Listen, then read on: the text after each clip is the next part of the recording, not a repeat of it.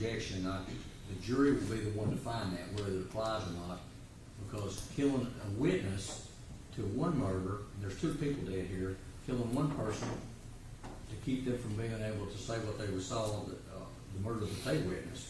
So a witness was killed, either Cherry Cole or Jesse Allen. One of them was a witness to the murder. There was one killed first, and when the second person was killed, that did away with the witness. So that could there's evidence, and the jury can determine this or not, that would avoid, interfere with, or prevent a lawful arrest of somebody when you kill a witness. So that's just something that a jury, I think there's enough evidence there by the proof in the case, and I'll let the jury determine whether that applies or not, and the state can argue that. So if they, and then the jury will determine that. All right, are we ready? State's ready, Your Honor. State's ready. Is the defense ready? Yes, Your Honor. All right. Is the defendant going to testify at this hearing? No, Your Honor. Okay, would you please raise your right hand and be sworn? You solemnly swear affirm testimony you give be the truth, the whole truth, nothing but the truth, except you got it. Yes, sir. Asking the moment questions for this hearing. Jordan, do you understand you have a constitutional right to testify in your own defense? Yes, sir. Do you understand that no one, including myself, the prosecutor, or the judge, can take that right away from you? Yes, sir. Do you understand that you also have an absolute constitutional right not to testify and to remain silent? Yes. You testified earlier in this case, correct? Okay, so you've been through this before. You understand what rights you're giving up? Yes. And do you understand that the choice of whether to testify or remain silent belongs entirely to you? Yes. And have you made the decision regarding whether or not you want to testify today? I didn't hear him. I do not. Good, I do not want to testify.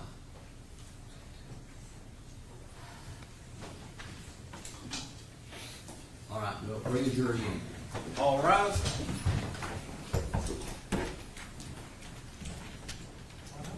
Are there going to be any any new witnesses to testify?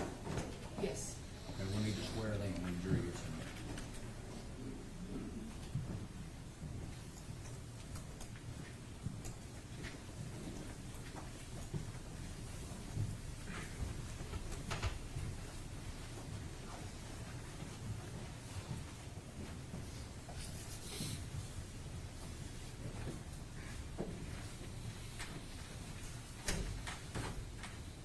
All right, thank you. Be seated.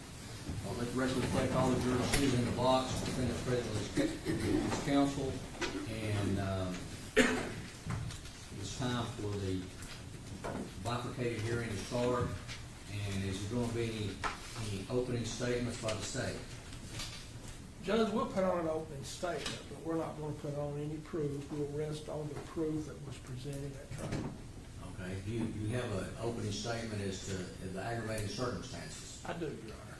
Okay, you want to talk about that to the jury? in Just an very opening briefly. statement? Just very briefly. Okay.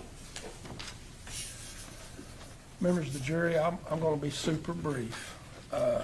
Excuse me, I'm sorry, Mike. I promise I'm going to be super brief. It's been a long week. But we're not at the end of the road just yet. Like I said, we're not going to put on any proof. We're going to ask that you remember everything that you heard and saw this week.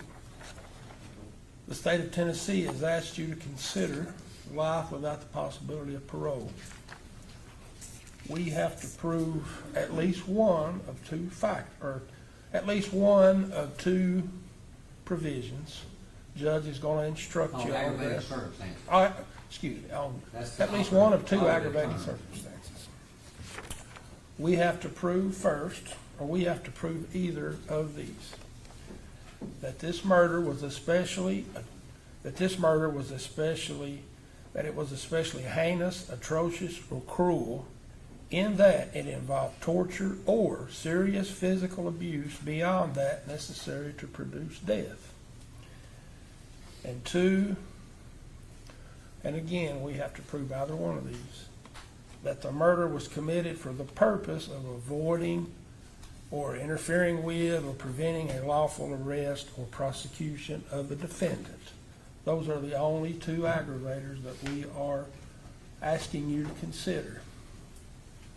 I just ask you to remember the testimony, remember what you saw, what you heard. As you're going through this, you heard the pathologist say that any of these blows to the head would have been necessary to produce death. So when you look at this and you're considering what you've heard, serious physical abuse beyond that necessary to produce death. Think about the first blow. He said he hit him, 5 times? I'll do it on the downside. He may have said 5 or 6. I have to go back and look. That's for you to decide. Pretty obvious from those pictures that he just, both of them was the same way. As far as the second one goes, that he did it to prevent getting, basically, he did it so he wouldn't get caught, so he wouldn't get in trouble. If you believe, look, I don't know what you base your decision on, but if you put any stock in what Mr. Hale said, you heard what he said, that Jesse saw him kill Mama. He didn't have a choice, basically. But he told law enforcement that he killed Jesse first. Mama come out and saw it. Just please consider what you've heard, what you've seen, and we're going to rely on all of that and ask you to find that, actually both of these do apply, but we're going to ask that you give Mr. Allen, give him the same mercy he gave his little brother and his mama. Life without the possibility of parole. All right. It's going to be time for the state to put on their proof, which includes a statement that I've got to read in advance. So right now, for the opening statement, I'm going to let the defense do their opening, and then we're going to take a break again to give me that statement to read. Who's going to give it? Ms. Dalpett, you going to do this? Yes, sir. This is Leslie Dalpett, Assistant Public Defender.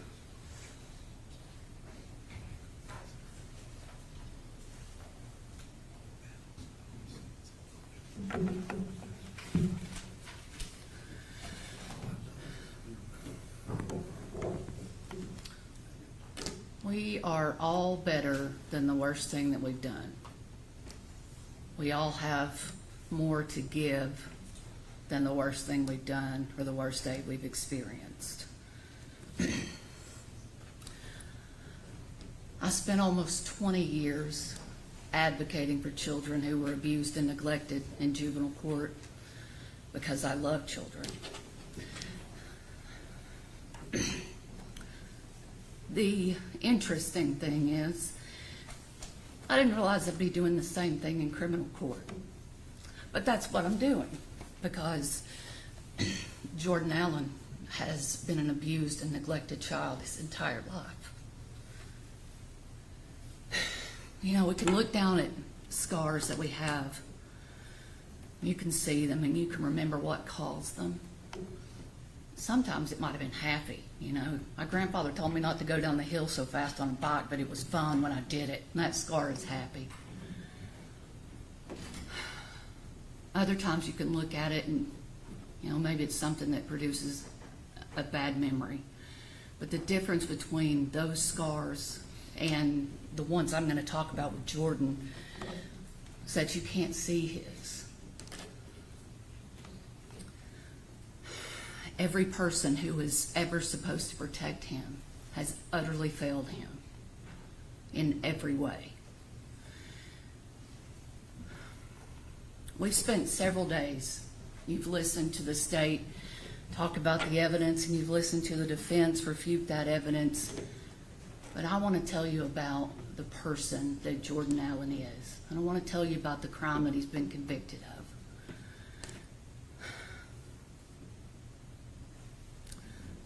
I want to remind you, you can't see his scars. You can't touch them. They're not tangible. But they have profoundly impacted him and the way that he lives his life, and he lives day to day. He lives with those and the weight of those. There'll be a series of witnesses that you will hear from. You'll hear from a professional. I hope to put on a friend of Jordan's. You'll hear from a former principal. They'll all tell you things about Jordan that I already know. And the reason I know those is because I've spent, I'm not supposed to get emotional, I'm really sorry.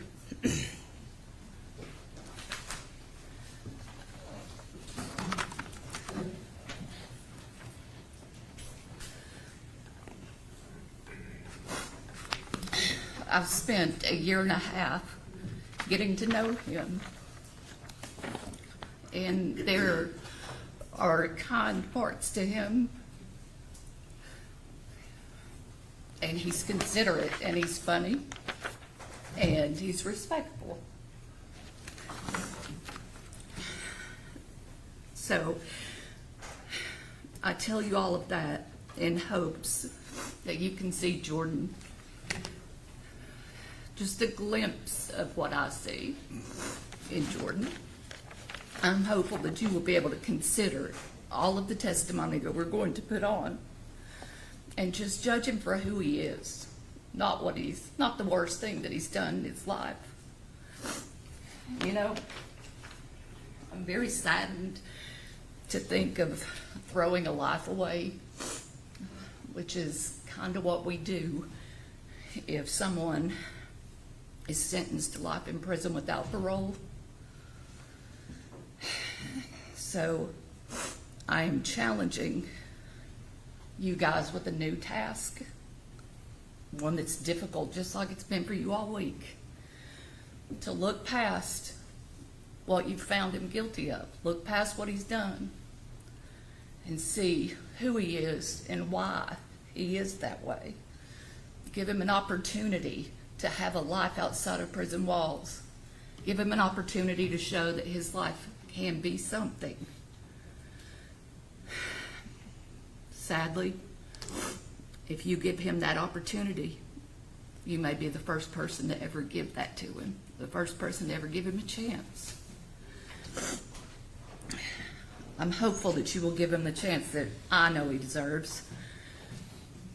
You can sentence him to life without parole, or you can give him that chance today. We are way past retribution. You found him guilty. He's going to serve a lengthy sentence. He's been convicted of this crime. I'm just asking you to see the human side of Jordan and really see that there is somebody there who could be productive, somebody who's capable of rehabilitation. Thank you, and I'm sorry to cry on you. I take the jury out. All rise.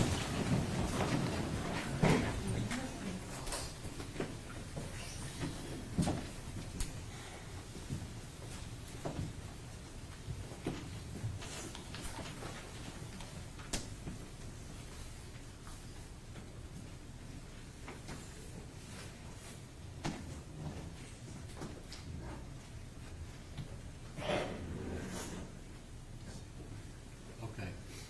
Let's see. All right. Can you come up with a victim's impact statement?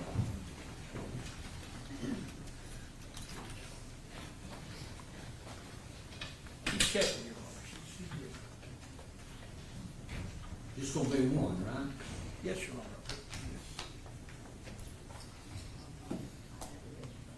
Sir, he would have had it written out. He didn't realize he had to handwrite it. He's been doing that.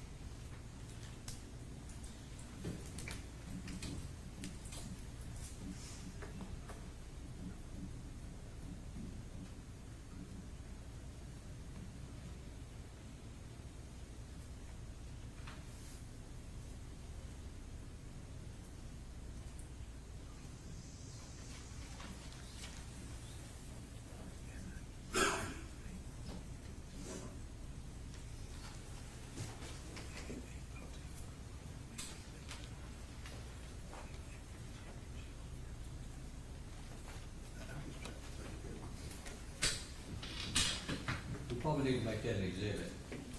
Let me make that written copy of exhibit. He'll get it back to read it, but I need it from here. Are we at 5:15? Yes. 5:15, victim's impact statement.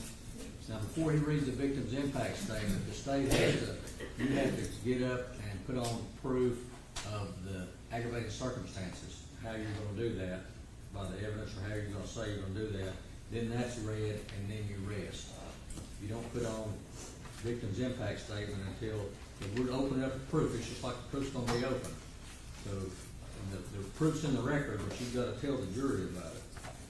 So, 5:15 is the, Rick Williams victim impact statement.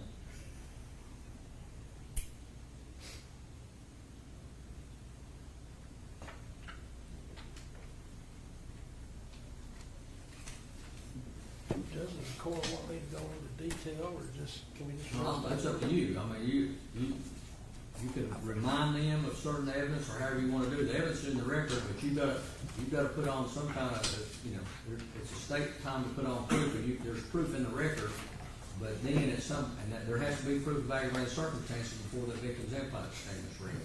And then at some point, I'll say anything else, and you'll rest, just like a regular hearing. You'll rest, and then it'll be time for them they'll have to swear their witnesses. I'm sorry, it's like the court said, we haven't done one of these in a long. It's been a while, but Yes. Thank you, Your Honor. are we ready? Anything else? Bring them back in. All rise.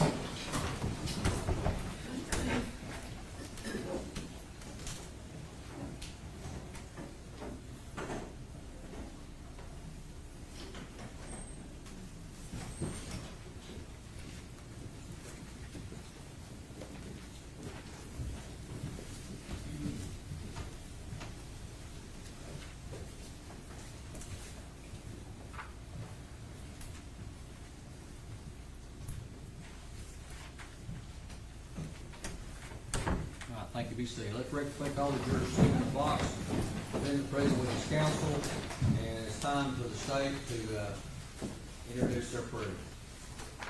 Thank you, Your Honor, and may it please the court.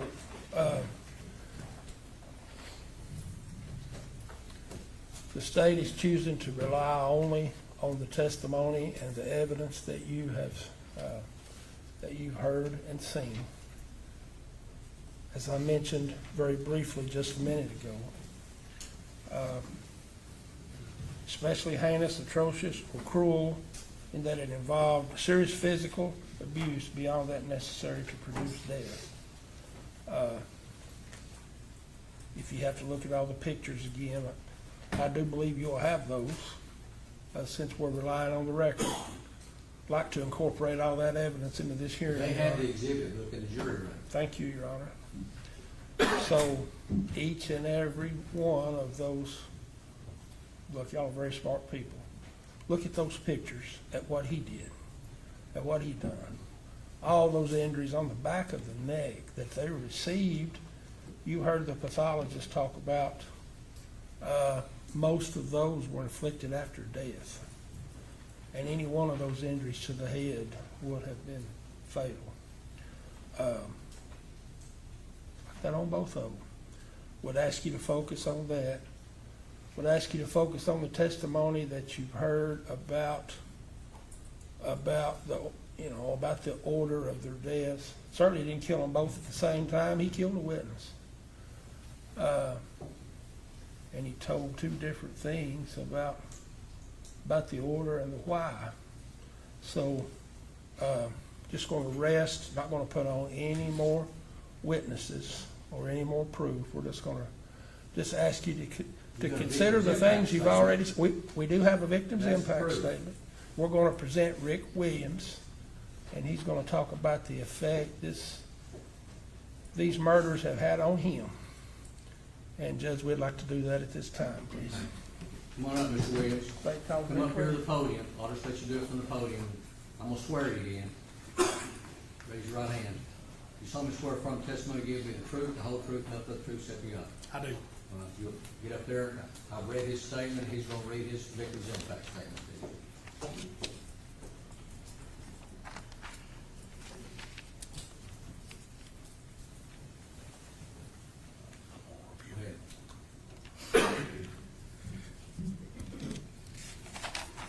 First of all, I'd like to thank the members of the jury.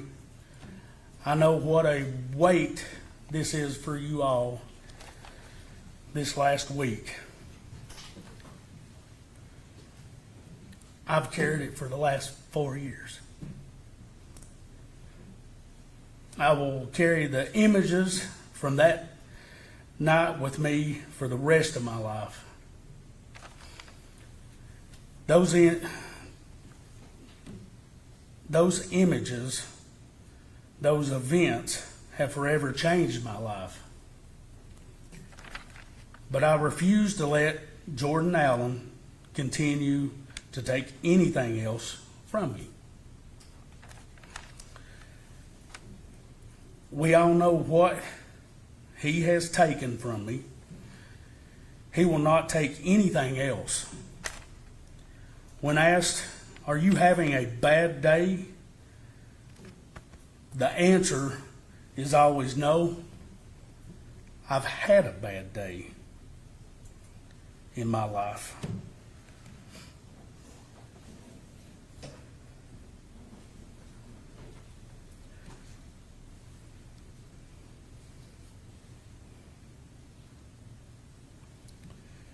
Just I and we all know what day that was.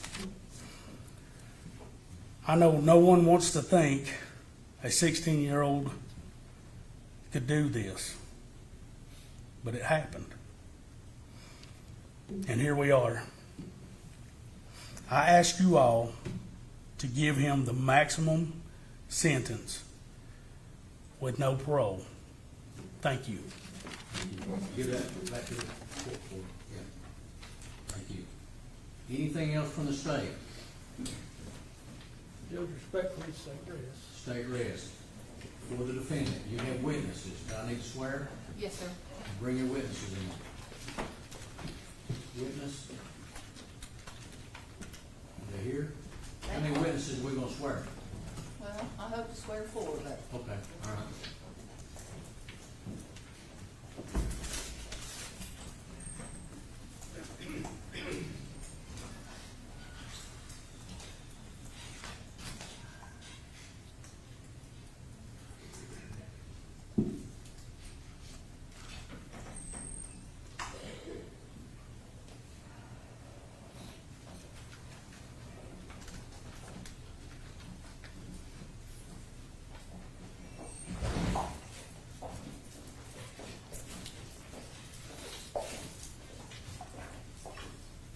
One, two, three. Is there another one? no, sir. We have 3. All right, raise your right hand and be sworn. You solemnly swear affirm the testimony you give be the truth, the whole truth, and nothing but the truth, so help you God. Yes, yes, These are the rule requested. Stay with Yes, me. Your Honor. All right. Step outside, we'll call you one at a time. Which one are you gonna call first? Jessica Ricker. Jessica? We're calling you first.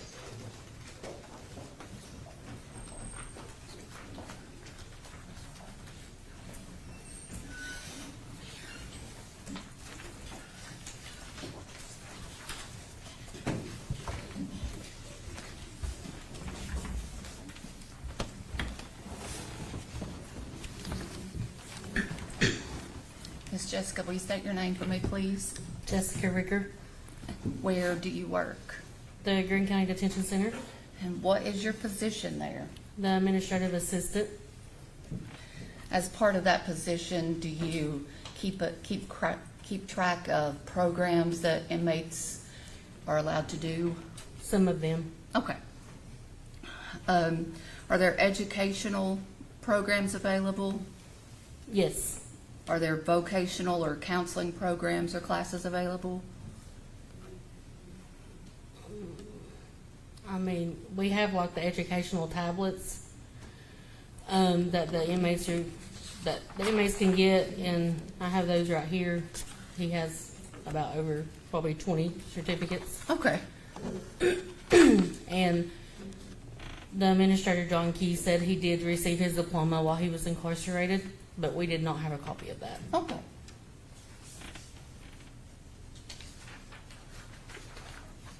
I've got a copy of some things. If I could have you to look at them, if you Okay. wouldn't mind. Okay? Do you wanna?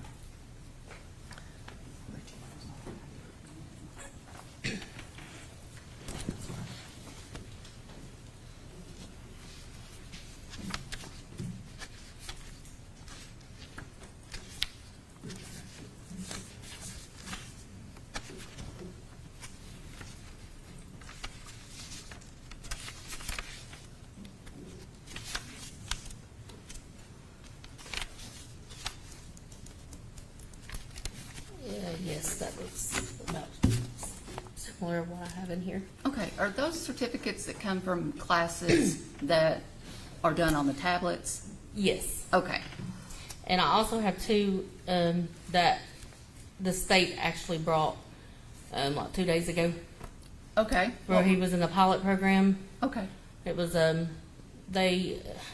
it's a more advanced class that inmates were able to attend on the tablet. And then once they completed, the state actually gave them a certificate that's sealed with a sealed with a just like this. you have those with you? Yes. Okay. Could we include those in the documents that I gave you? Yes.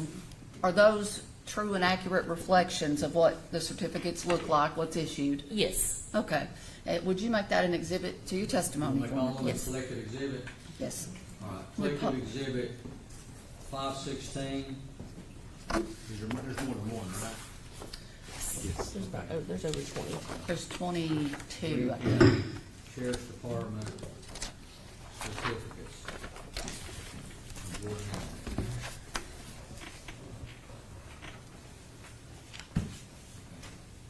And Judge, could we publish that to the jury? We Yeah, should. I'll publish them to the jury. Thank you. She got a stamp first. Yes, sir. Ms. Jessica, are these classes mandatory for the inmates to enroll in and complete? No. Okay, so completely voluntary and by choice, is that right? Yes. Okay. And I think you counted, what'd you say, 20 or 22 I think it's certificates that he a had? little over 20. I'm not exactly Okay. sure on that number. And would you say that they cover self-improvement? Did he do any self-improvement classes? I'm not sure. Okay, that's all right if you're not. Did he do any vocational things? You know if he covered those? I'm not sure. You're not sure. The certificates just speak for themselves. Is that right? Yes. Okay.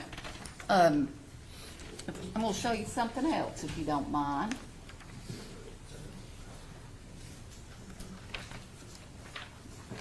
Now, I believe you're going to be able to tell what this is.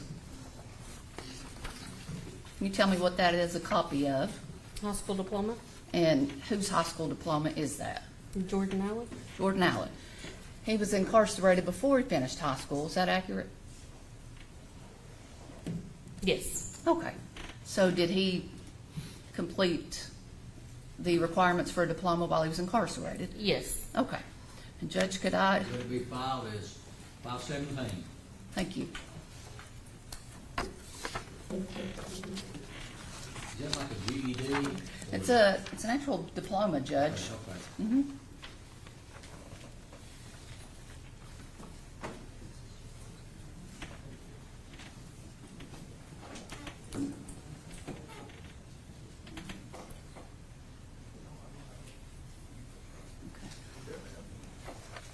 Miss Jessica, I'm gonna show you something else here. If you could just tell me what you're looking at. I've handed you a certified copy from the clerk. Can you tell what that is?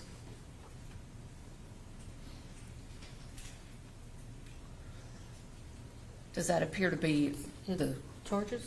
yes, does it appear to be Jordan Allen's criminal record? I'm not sure. Okay, that's all right. What is it? It's a certified copy from the clerk, Judge, that shows he didn't have any charges other than these. Okay, all right. You want to file that? That's fine. All right, certified copy, no criminal record, 518. Yes, sir. Ms. Jessica, I don't have any further questions. All right, thank Okay, you. Mr. Collins, mine. Oh, well, I'm sorry, ma'am, just nothing, ma'am. Y'all give everyone a chance to finish their education, is that fair to say? Especially kids. Yes, And you gave that to Mr. Allen, and we're all thankful he took advantage of that, right? yes. It's all online, or on the tablets, right?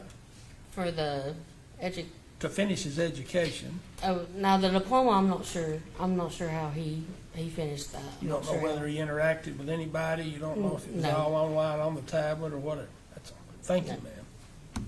Anything else from her? No, You're sir. free to go. You're free to go back to work. Call your next witness, Dr. Catherine Smith.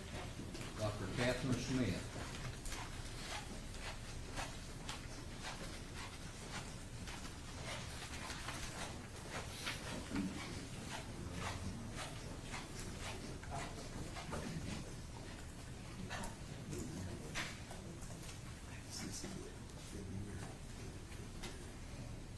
Yes, sir.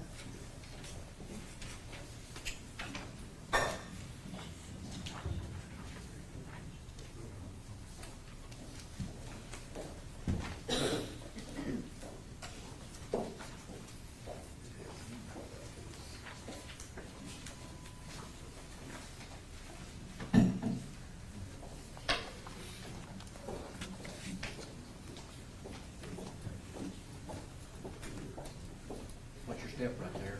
Thank you. Come up here and sit down and get comfortable and speak up so we can hear you. Thank you.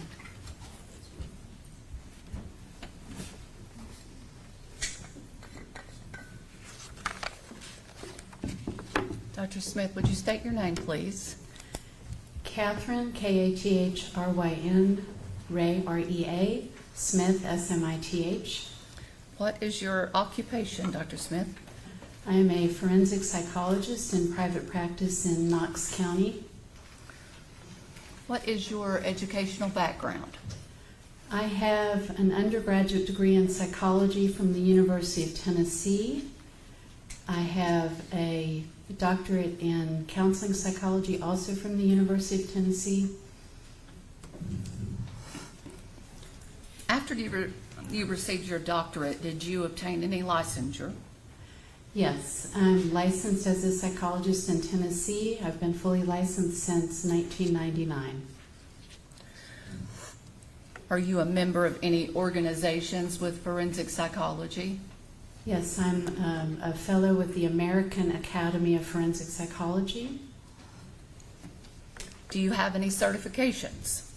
I'm a certified forensic examiner in Tennessee by the Tennessee Department of Mental Health and Substance Abuse Services, which enables me to work as a court-ordered mental evaluator.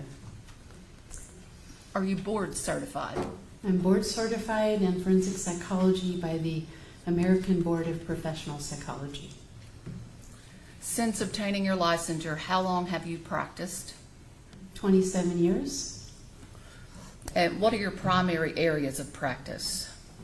I'm a full-time forensic psychologist at this point in my career. I have had a therapy practice in the past, but since 2012, full-time forensic psychology. Can you tell me, okay, tell the jury too, but tell me, can you tell me what a forensic psychologist is? A forensic psychologist answers questions applying psychological knowledge for lawyers and courts.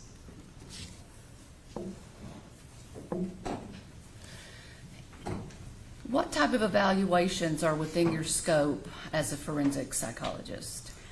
I primarily do work in criminal and juvenile court contexts, and I also do some civil court matters. So I do a variety of evaluations. For instance, in juvenile court, I conduct competency evaluations. I do evaluations for transfer cases.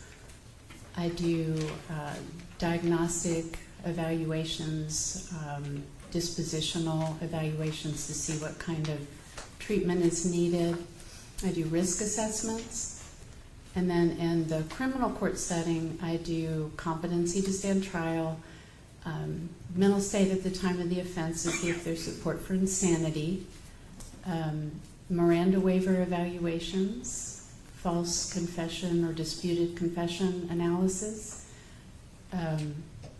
sentencing mitigation in juvenile and criminal court settings.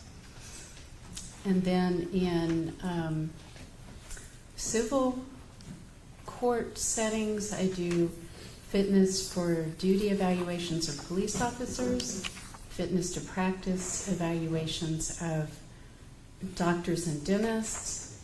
I do evaluation for conservatorship and to see if people meet criteria for commitment to a psychiatric hospital.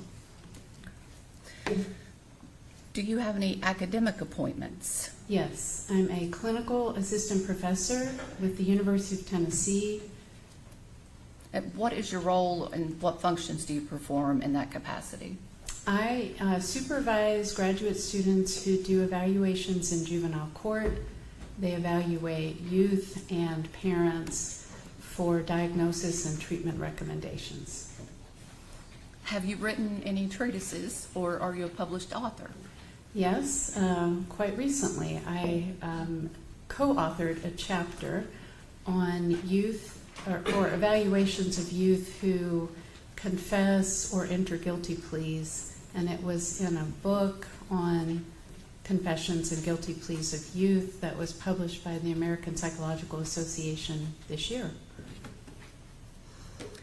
Do you have an estimate of how many hearings you have testified in as a forensic psychologist? 60? That's actually exact number. So today is the 61st time. How many times have you performed evaluations as a forensic psychologist? I have done more than 800 evaluations as a court-ordered evaluator in Knox County, and a conservative estimate of evaluations that I've done for defense attorneys is 800, and then I've worked on 8 cases for the state. Okay.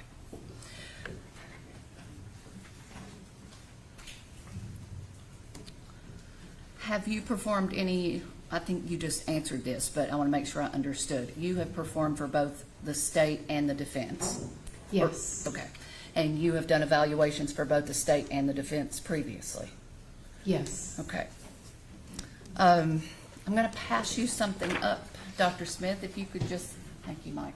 If you could identify that for me, please.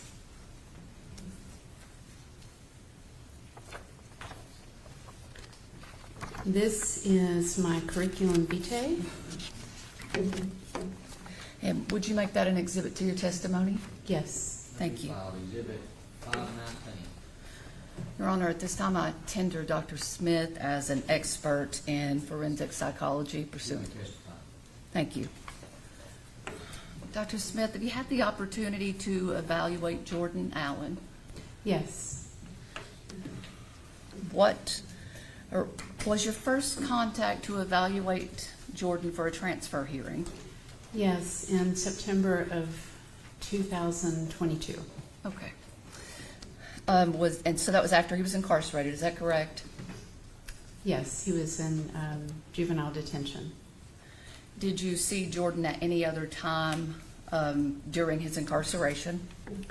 No, not, well, yes, in February of this year.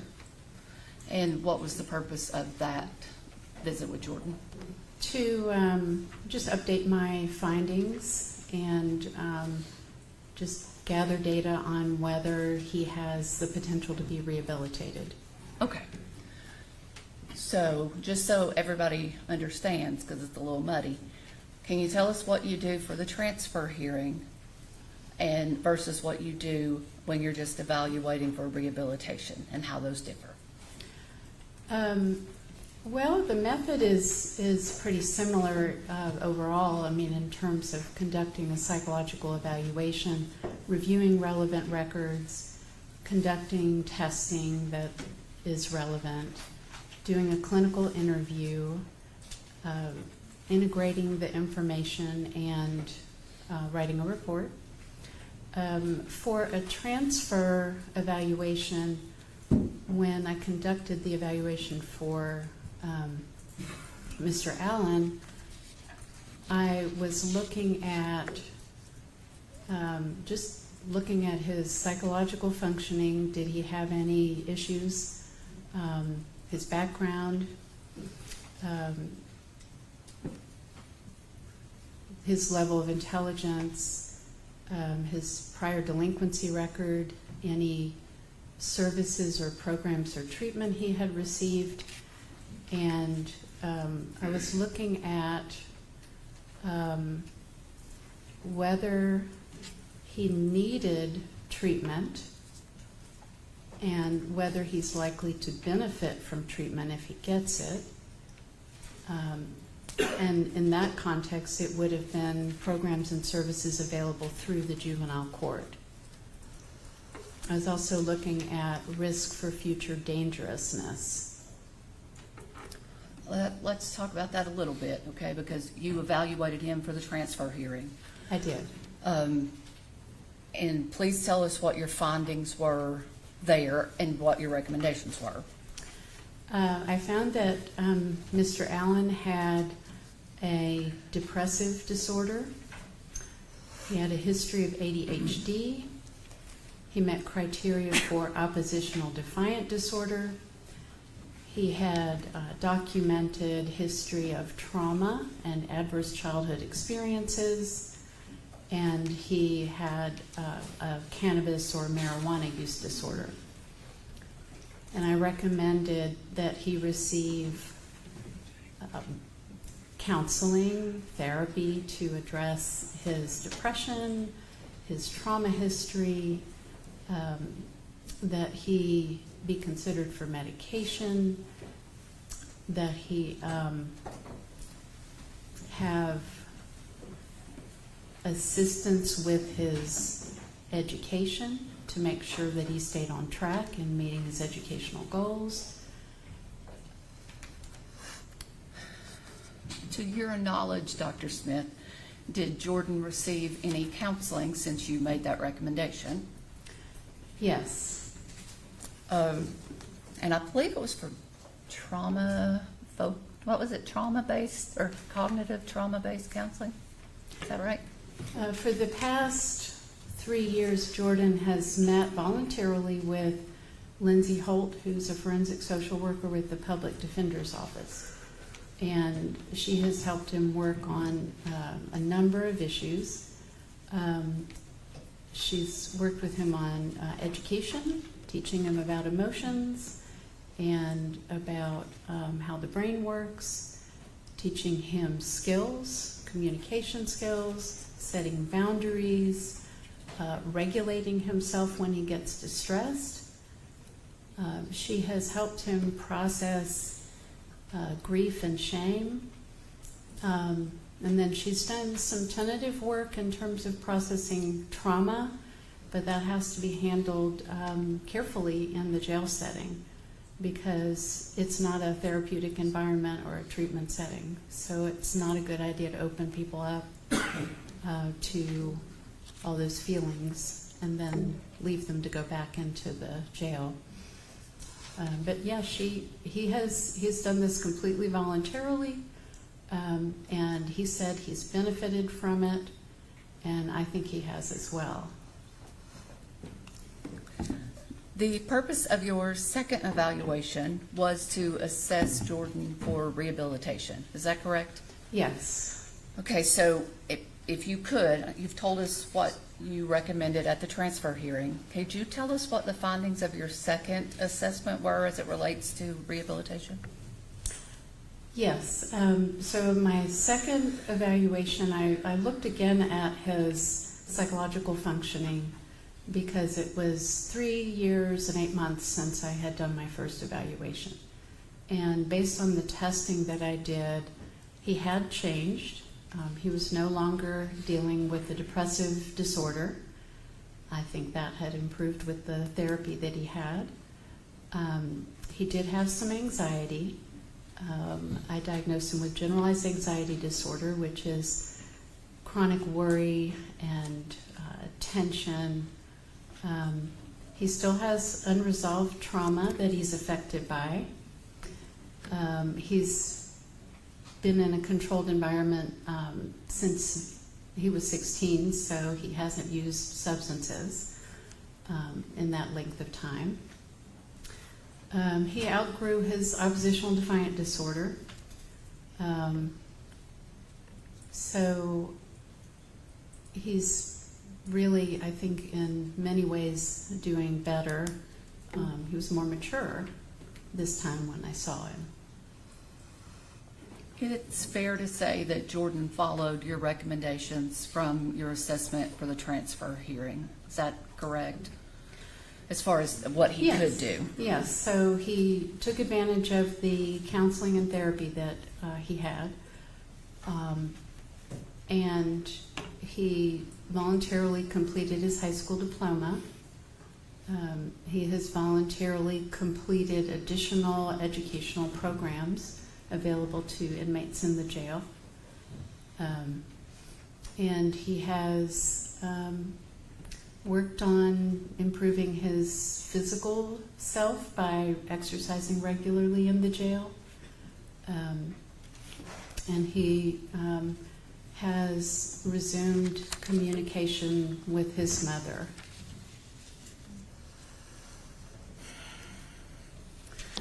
As part of the documents that you reviewed and that you received to help you assess Jordan, did you review records from the Department of Children's Services? Yes. Is it fair to say that there was about a 7-month case, began around October, November of 2021? Yes, that wasn't his first case. Yes. But yes, that was, I think it was August of 2021. It's interesting that you said that wasn't his first, Dr. Smith. Will you tell us how many he had, and do you recall what they were for? There were 3 DCS investigation reports that I reviewed. The first was from 2014, and it was a referral for a drug-exposed child. And the second one was in 2015, and that was for, I remember the context, I can't remember exactly what the referral was. But yeah, I remember those cases. I can tell you more about them if you needed to. I don't know about, if there are any pertinent details that you want to share, I think that's fine. But could you tell us what impact that had on you, why those are significant? Say that again, what? Could you tell us why the episodes with DCS are significant, in your opinion? The 2014 evaluation was significant because it documented that when he was 8 years old and had been living with his grandparents because his parents split up when he was 6, and he was living with his mother and her boyfriend, and they were using and selling drugs out of the home. When the DCS investigation occurred, Jordan was, or Mr. Allen, I'm not sure how I'm supposed to address him here, but he was interviewed and he was extremely knowledgeable about the drug activities that were going on in the house. So he knew where the drugs were kept. They were under his bed. He had seen people coming in and out of the house to buy drugs. He'd seen people with needles in their arms. He had been told not to touch the black box that was under his bed, and he referenced his mother's boyfriend's machete. And there was violence in the home between his mother and her boyfriend. So he was removed from that house, and his mother ended up going to prison. So really, the last time he saw her was when he was 8. And then the 2015 evaluation, he was placed with his father and his father's girlfriend and her children. And his father had an incident in which he got really drunk and vandalized his girlfriend's car and threatened to burn the house. And so DCS got involved then, and there were some interventions to get the father to address his alcohol problem, which was significant at the time. They were told to not have alcohol in the house, and when they talked to Jordan as part of the investigation, he talked about being really scared and crying because his dad was crazy. Dr. Smith, what did the investigation over the 7-month period in 2021 cover? Do you recall? Yes, that was for, DCS had received a report of abandonment, that his father had taken him to his grandparents' house 3 years earlier and left him there and never came back to get him. So during those 7 months, was it ever recommended or required for Jordan to undergo any clinical or clinically based treatment? No, the services he received then were a case management model, some family sessions, and he did have some sessions just with a worker, but they weren't private or confidential. They occurred at the school, and there was always somebody from the school sitting in.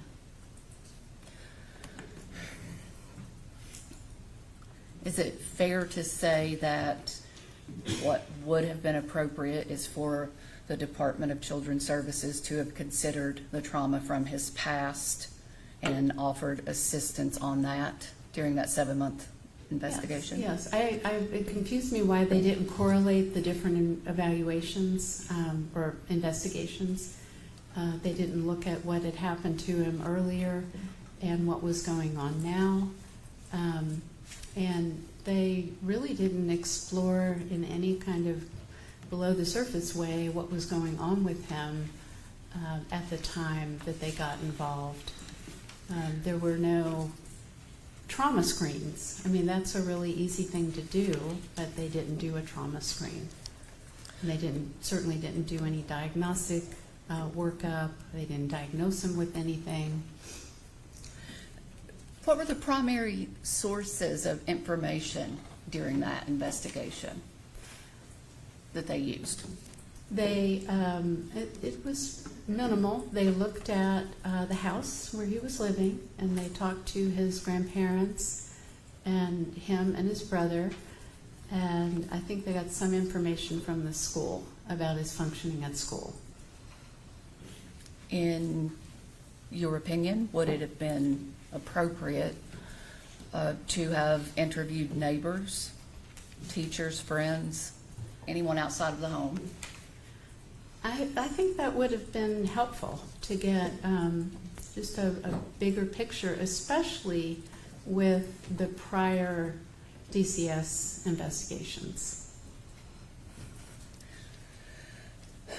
It's safe to say that that DCS investigation just relied solely on what was told to them from members inside that household. Is that right? Is that what Yes. you're saying? Okay.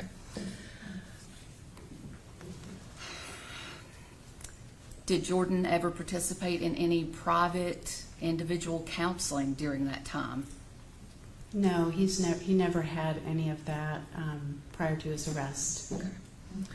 He never had a clinical evaluation, I think you said. Is that correct? Not until after his arrest. Okay. You mentioned before that there were some conversations that were had at his school, but they were not private. Do you have an expert opinion on how individuals feel? Are they freer to disclose or less likely to in private versus if someone else is sitting in there? Yes, so therapy works because of privacy and confidentiality. When you go in to see a therapist, you know that you're just talking to the therapist, and you can be freer to open up about your real concerns, to be honest. And you've got somebody who is expert in helping to elicit information about the past. Do you believe that Jordan would have benefited from private one-on-one counseling if the department had done that at that point in time? Yes, based on what I saw when I evaluated him after his arrest, and I should mention that he was also evaluated by a psychologist at the mental health center after his arrest, and they also identified different conditions and made recommendations for very similar interventions that you I had made. recommended. Yes. I think it's safe to say, okay, tell me if this is the right conclusion. Are you saying that DCS failed to elicit all of the information they should have gathered? Yes, I think they missed the boat in terms of his issues and concerns and his history and risk factors. And would that have been something that would have been beneficial to assist Jordan and perhaps really offer him rehabilitation? I think it would have been a great thing for him. I think you told us how much time passed between the two assessments. What was it? 3 years and 8 months. Okay. What are the significant things of interest that you would like to point out to us between the two assessments?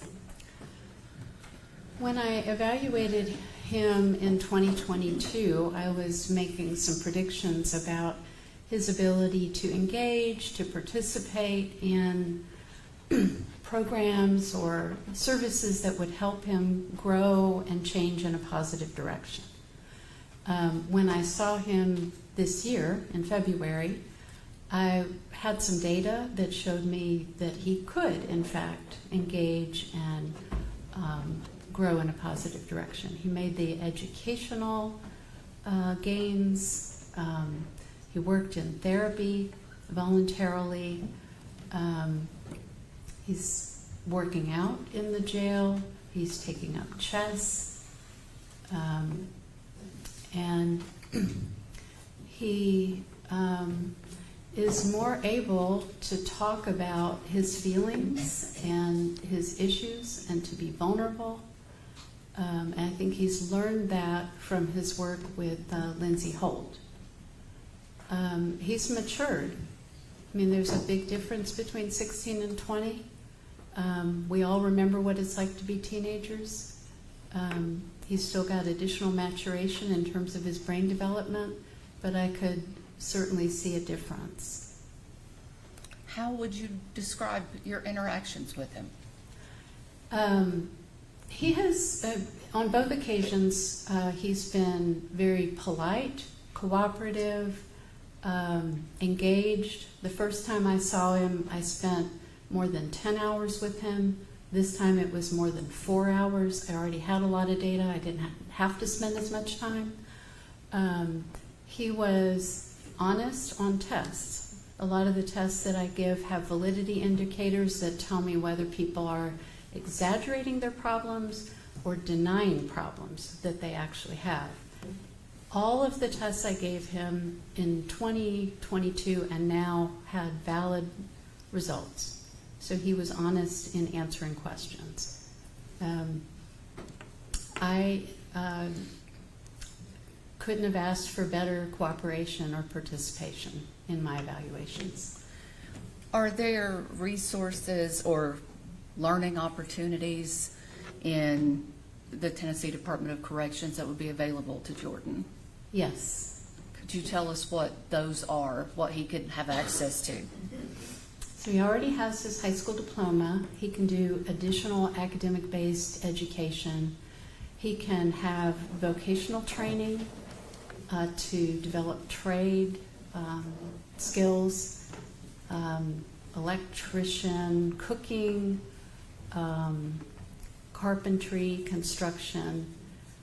He can get jobs based on the skills that he develops, so he can work when he's in prison.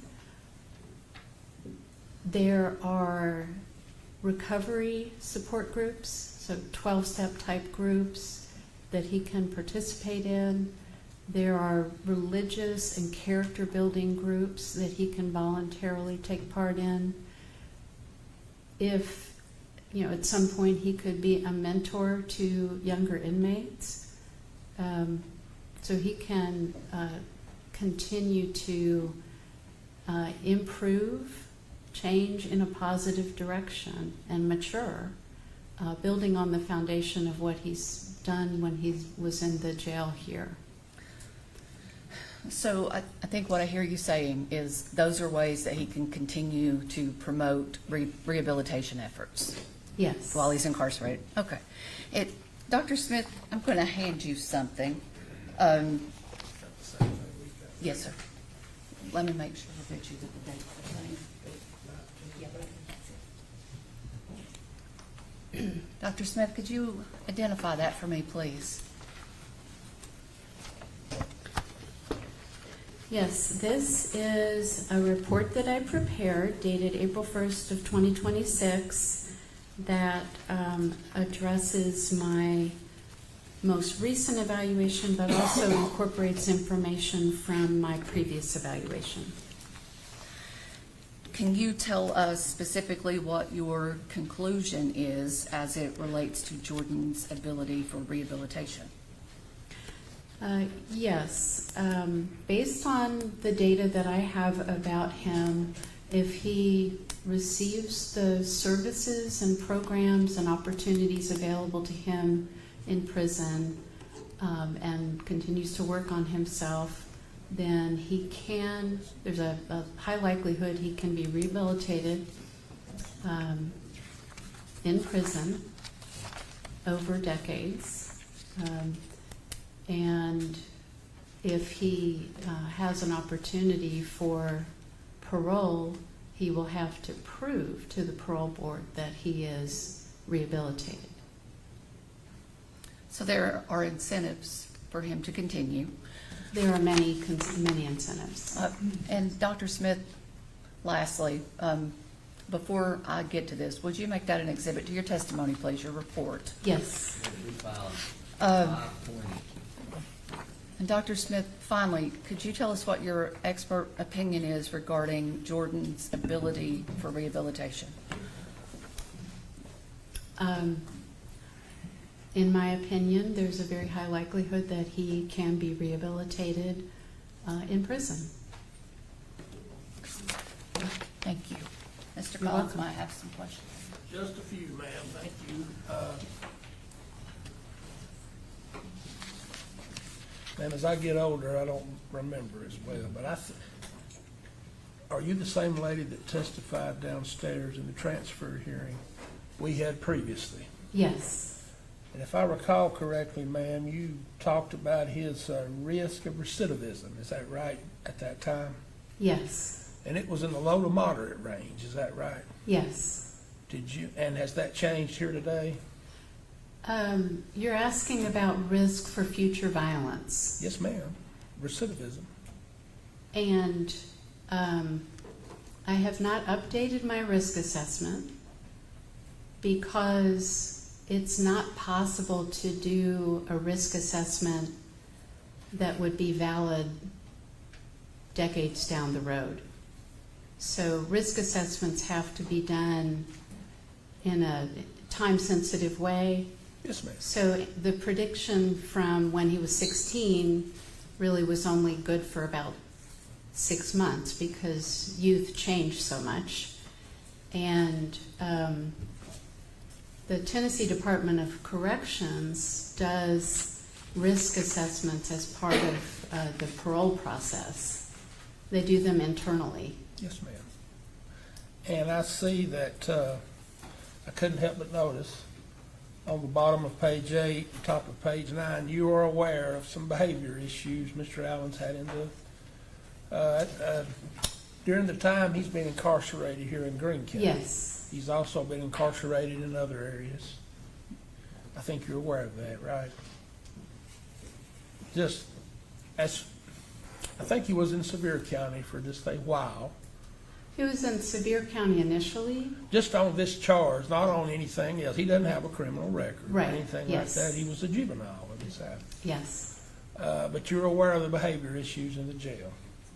Yes, I reviewed 3 incident reports. And that would have been during all this time he's trying to get, talking to people. That would have been in the period when he had been transferred from being in isolation because he was under the age of 18 to the general population. And I talked to him about those, and he said it was just really scary moving into the general population, and there were a few incidents in that early period, and he said he felt he had to kind of establish himself for safety. And that made sense to me. And so that was, I think that was 2024. And then last year he had an incident of mutual horseplay that with another inmate, and they were both written up for horseplay.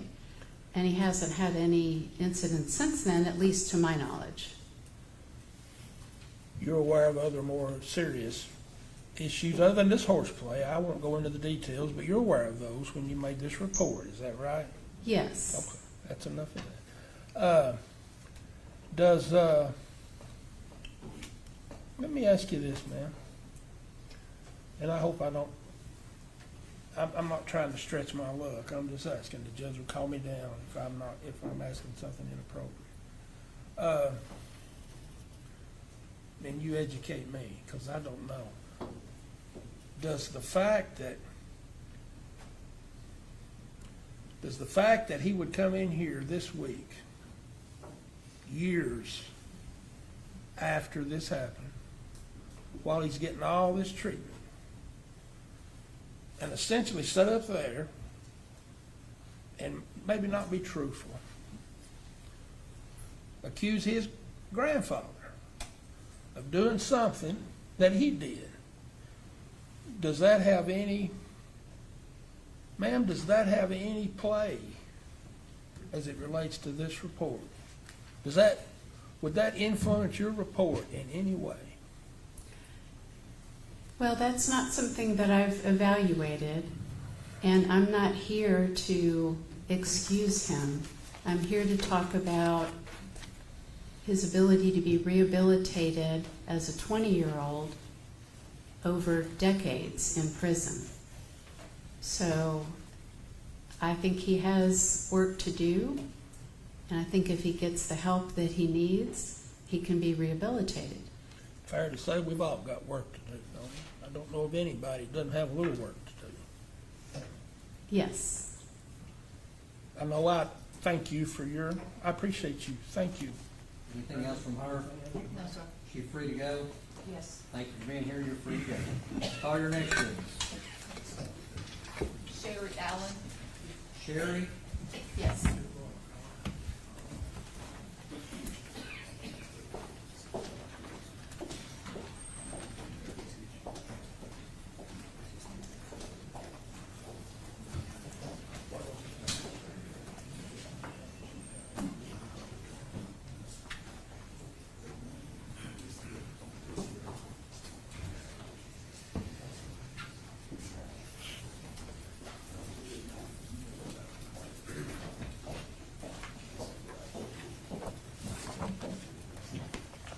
What's your step right there? Get right up there and get comfortable and speak up so we can hear you.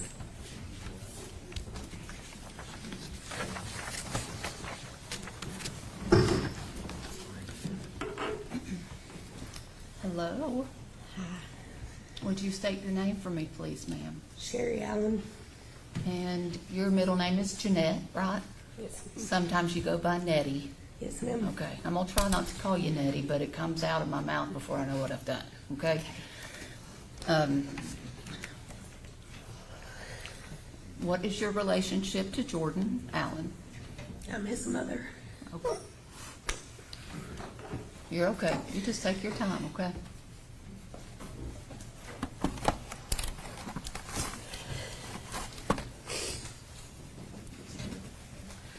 Miss Sherry, can you tell the jury where you work? I work at the next door recovery center. And what are your responsibilities there? I'm a BHT. We take in people from the street that's in addiction and take them to classes, do classes with them and groups and stuff like that. What does BHT stand for? Behavioral health tech. Okay, all right. Now, how did you come to get this position? Well, I completed their program. It changed my life, so I waited the 2 years. I had to have 2 years of sobriety to work there, so I waited the 2 years and then I got a job there. Okay. Now, you mentioned sobriety. You were in active drug use for quite a long time. Is that correct? Yes, ma'am. Okay, how long was it, if you recall? Since I was 16. And listen, I'm not supposed to ask a lady her age, but How dare you know? no. 46. So 46. Okay. So when did you became sober? When? About 3 years ago. Yes, ma'am. Okay. So a very long time, a large portion of Jordan's life. Is Yes, that ma'am. right? Okay. Are you clean and sober today? Yes, ma'am. You are still clean and sober. It's been over 3 years. Been almost 3 years. Okay. Yeah. And you are here today. You're going to talk to me about Jordan. Is that right? Yes, ma'am. You and I have had some hard conversations, Yes, ma'am. but we're going to talk about your parenting, and we're going to talk about some things that are hard to hear. Is that Yes, right? ma'am. Okay. They're hard truths for you. Yes, ma'am. All right. If you need a break, you just let me know, okay? Okay. Tell me about your pregnancy. You had a difficult time getting pregnant. Is that right? Yes, ma'am. Okay. It took me 8 years. Me and his dad was married 8 years before we had him. Did you smoke cigarettes while you were pregnant? Yes, ma'am. And marijuana. And marijuana? Did you have any complications in your pregnancy? Yes, ma'am. I had him at 6 months with 28 weeks. So he, I found out when I was 4.5 months and turned around and had him at 28 weeks. okay, so he was born prematurely. Yes, ma'am. He weighed 2 pounds, 10 ounces. Okay. He had a difficult start from day one. Yes, ma'am. Is that right? Yes, ma'am. Okay. How long did he stay? Well, let me ask you this first. Did he go to the NICU? Yes, ma'am. How long did he stay there? Well, when they're born premature like that, they start out at like a negative number, so whatever. So they said he would be there, in there until he at least hit the zeros, but he was only in there for a month and 6 days. Like he was Okay. a fighter. So he kind of progressed nicely then. Yes, ma'am. All right. Miss Allen, I'm going to pass you a piece of paper. Can you tell me what that is, please? It's his birth certificate, When was he born? February 2nd of 2006. Okay. And would you please make that an exhibit to your testimony? Yes, ma'am. Make that exhibit 521, birth certificate. Were you and Jordan's father together at this time? When Jordan was, yes, ma'am. was born? Yes, ma'am. Okay. Describe the living arrangements that you had when Jordan was a baby. When he was a baby, we was renting a house. We had our own house until he was probably about 3. Okay. And that's when the addiction started. That's when it And started. the street, yeah. So then when he was a small child, tell us what he lived in from that point forward when your addiction started. We went back and forth to mom and dad's, his dad's, his brothers. So just kind of back and forth between those places. He didn't really have a stable place, is what it No. sounds like? Okay. And did you and his father change residences multiple times as well? Or did you stay in the same spot? What do you mean, before we had him? No, during, when the addiction Yeah, was it was all happening. of us going. Okay, it was all of you who went to various Yes, ma'am. households? Okay. So you had just short stays places. He didn't really have a place that he could call home. No, Is ma'am. that's fair? Okay. Fair. Once he was in school, did he continue to change Yes, residence? Okay. And he did that multiple times. Yes, ma'am. Did he have numerous school transfers beginning in kindergarten? Yes, ma'am. Okay. So did he go to multiple schools his first year in kindergarten? I think in kindergarten I think he was only in one, but in the first he went back and forth. I think, Well, let me give you something here. I gotta show. Okay. This is just a chart that I've made from all of his educational records.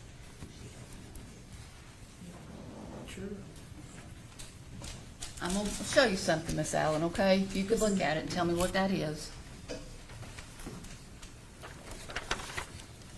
that's his school transcripts, I guess. Okay. You kind of helped make that chart, right? Gave us some info for it. Mm-hmm. Okay. So it does say that he went to 2 different places in In kindergarten. kindergarten, okay. I'd like you to make that an exhibit to your testimony, if you would, Yes, please. ma'am. Chart. It's an educational chart. It's like a flow chart of the schools that he went to, Judge. Okay, exhibit 522. School chart. So all of these changes, please, Tracy, thank you. All of these changes that happened, did that have to do with custody changes? Some of it towards the end. Okay. So some of it, when you were changing houses, it was just instability? Okay, but other times there were some custody Yes, ma'am. changes? Okay. Whose custody did he go into when those changes were happening, do you know? When me and his dad split up, we was doing 2 weeks with me, 2 weeks with him. Okay. And that was, you said, when Jordan was about 8, I think, did you say? I think between 6 and, I'm not 6 and sure, 8. yeah. Okay. And can you just look at that chart and just, it may be gone, it's okay. Do you have an estimate of how many schools he went to? My guess would be about 12 to 15, it looked like, Okay. maybe. And sometimes you count them twice if he went back to a school, if he had been there and left and gone back? Okay. All right. Now, do you think that that had any kind of impact on Jordan being able to establish relationships with people? Absolutely. Well, now tell me why you think that. Well, I mean, it would be hard to build any kind of relationship, you know, if you're not there that long or move around. It's hard to be the new guy. Okay. Did Jordan continue to live with you after you and his father separated? It was half and half, right? It was half and half. Okay. Did he go to live with your parents at any point in time when Yes, you ma'am. separated? Yes, Okay, so ma'am. he had that change in there too. Mhm. How long did he live with your parents the first time? I think it was probably about a year and a half, maybe close to 2 years. Okay. Did you and his father have contact with him during that time, or Yeah, I you did. did? Yeah. Okay. You had contact, he just didn't live with you? Right. Okay. And was Jordan sometime returned to you, to your custody? Did he come back to live with you? Yes. At what age was he, do you know? I think about 10, Okay, 10 or 11 maybe. 10 or 11? Yeah. Was anybody else living with you then? Yes. Who was living with you? Matthew Rogers. And was he your boyfriend? Yes, ma'am. Okay. Did the two of you use drugs in the home? Yes, ma'am. Was Jordan exposed to the drug use in the home? Yes, ma'am. Did he see you use drugs in the home? I try to not use it in front of him. I do know he walked in the bedroom a couple of times, but I'm well aware now that he definitely knew what was going on, you know what I mean? Okay.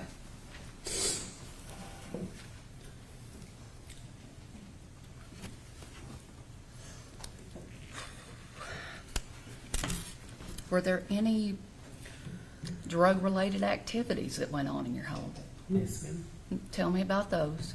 I mean, we just had different people coming in and out. Were they coming in and out to buy things, to use things? What was happening? Both. Okay. So you had people, did Jordan know these people? I mean, he did get to know them, yeah. Okay. But no, not in the beginning.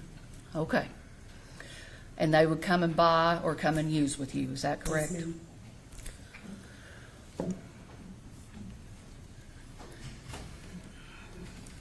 Did, now this is going to be a tough one, okay? Did your drug use take priority over you being a parent to Jordan? Yes, ma'am.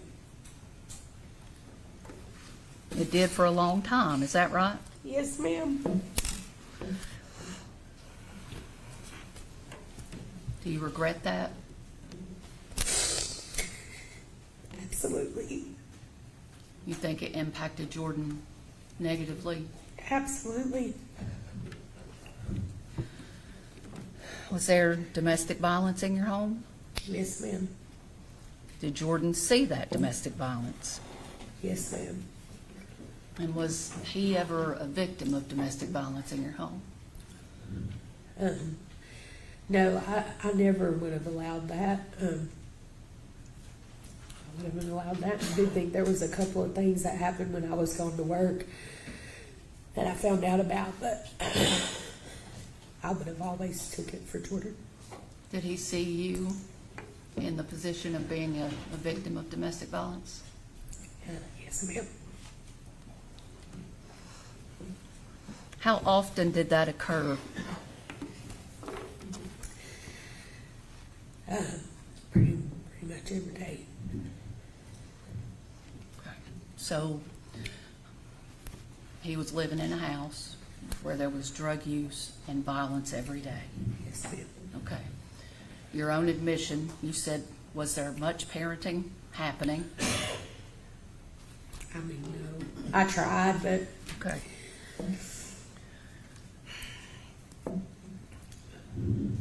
How long did this continue, Sherry? How long did he live in a house with drug use and domestic violence? it was a few years, and then I took him to mom and dad's. Is that why it stopped? Is that Yeah. that the reason that it stopped? You took him? Yes. Okay. Were you charged with any kind of criminal charges, any drug charges as a result of all of this? Yes, ma'am. Were you convicted? Yes, ma'am. And what was your conviction? 8 years. Do you remember what you were convicted of? Possession of a Schedule II, possession of marijuana, Okay. maintaining your dwelling, paraphernalia, And a Schedule 2, can you tell us what that is? methamphetamines. Okay. So you went to prison. Yes, ma'am. Where did Jordan go then, Sherry? He was with his dad. Okay. His dad had came during this time and taken off with him. So he was with his dad at the time when I went to prison. Okay. While he was living with his father, were you aware of whether or not he was diagnosed with ADHD? I did find that out. I do know that when he was younger that they had talked to us about ADHD, and I just kind of shut it down. I didn't really believe in that medicine. So when he was younger, they advised you to get him some treatment and you did not? Yes, Is that ma'am. what you're saying? Yes, ma'am. Okay. Did anybody give him any treatment for the ADHD at any point? Not when he was with me, but I did hear when he was with Jennifer and Mike. Okay. I don't know. Okay. Now, just for clarification, Jennifer was his dad's Aunt. girlfriend, but aunt, Aunt, right? yeah. Okay, all right. Yeah. Were you ever made aware that it was recommended for Jordan to undergo a mental health assessment?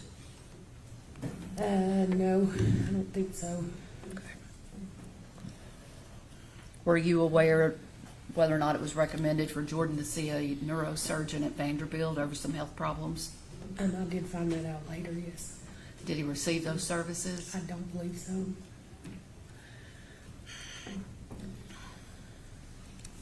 Did you have contact with Jordan when he lived with his dad? I did not. So how long did that go, Sherry, that you didn't have contact with him? It was about 2.5, 3, at least 2.5 years. I was already in prison before he brought him and dropped him off with Mom and Dad.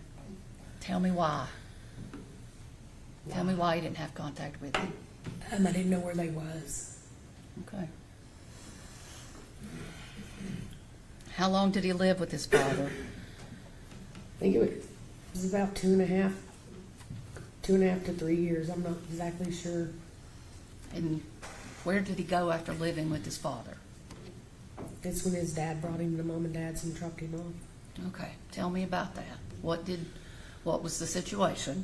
I was in prison. You were in prison. His dad, you said, dropped him off at Yeah, that's what I was told, yeah.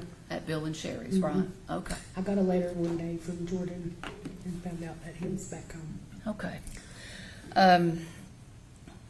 Is it fair to say that his dad didn't explain he was going to be living there? I don't believe he did, no. Okay. Is it fair to say he just dropped him off there? Yes, ma'am.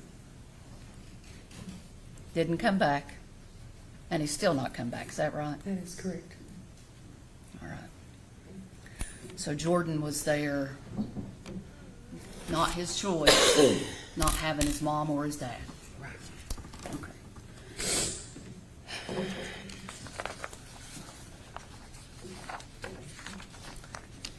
How old was Jordan about the time he got dropped off there? About 12, I think. Okay. Getting up there a little bit, huh? Yeah. Okay.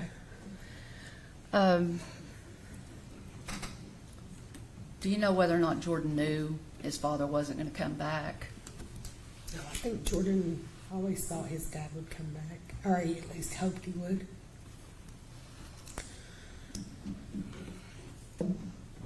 And I think you said this, he didn't get his ADHD medication with Bill and Sherry either, is that right? Not that I'm aware of, no. Oh, okay, just making sure. He got it with Jennifer, but nobody else.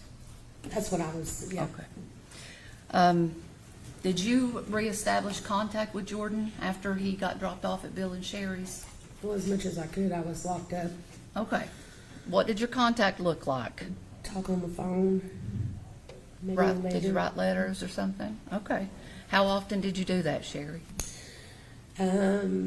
We talked maybe 2 or 3 times a month. Maybe a letter or two. Okay. I mean, it sounds like that was pretty limited It was. contact, right? Okay. Did Jordan ever express to you how badly he wanted you and his father? Yes, ma'am. Tell me what he said. He said he didn't care if we lived in a tent. He just wanted to be with me. Now, Sherry, this one is going to sting a little bit, okay? It hurts my heart a little bit, to tell you the truth.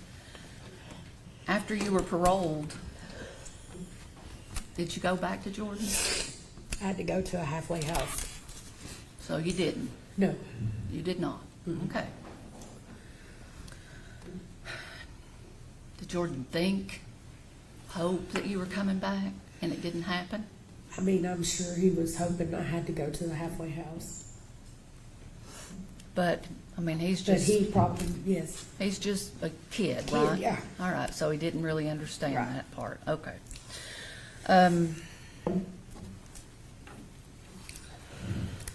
What about any kind of letters or phone calls when you were in the halfway house? Did you keep in contact with Jordan? I called probably not as often as I should. How often did you call Sherry? I mean, I don't know, 2 or 3 times a week. Okay. So sporadic contact? Yes, ma'am. Okay. Do you have any physical contact with Jordan after you were released? When I would get a pass, I would take it. I only got a pass. You only get very limited passes from the halfway house. They did allow me to have 48 hours because it was a drive, so it was very limited. So you were in prison for 8 years. No. I only And then- done. Oh, that's right. Yeah. What'd you do? That's right. What'd you Yeah, do? I done like 3.5 and then got out on parole. Okay, so you were in prison 3.5 years and came out, right? Mm-hmm. How long were you in the halfway house? I was in the halfway house for 15 months. Okay, so that's what, 4.5 to round it off? Yes, ma'am. I was there 19 months. I'm sorry. Okay. Now, how many times did you have physical contact with your child during that time? We could take only one pass every 3 months, so it wasn't very many. Okay. Then I became a house lead at the halfway house. So once I became a house lead, then I wasn't allowed to take even that many visits.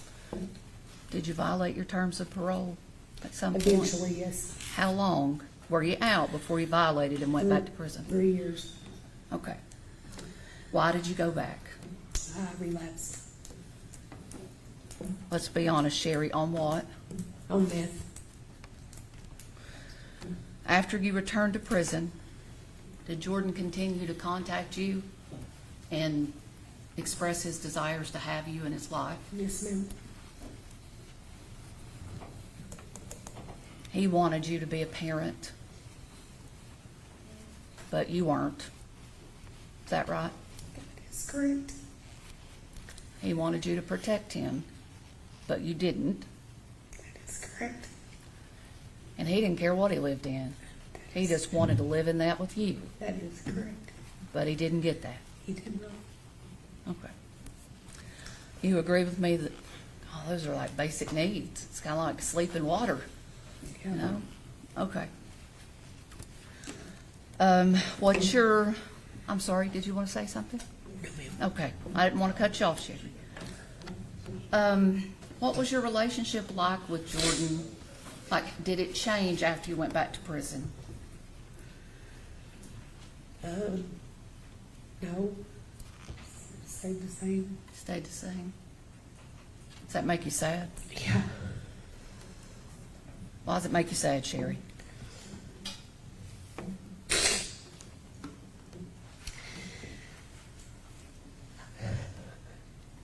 Well, when you're in jail and prison, you always tell yourself you're gonna make up for lost birthdays and lost time and all that. And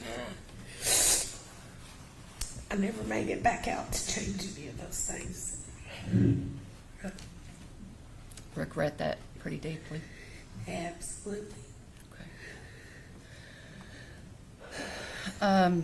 Do you feel like you being incarcerated negatively impacted Jordan's life? Yes, ma'am. I'm going to ask you this again, all right?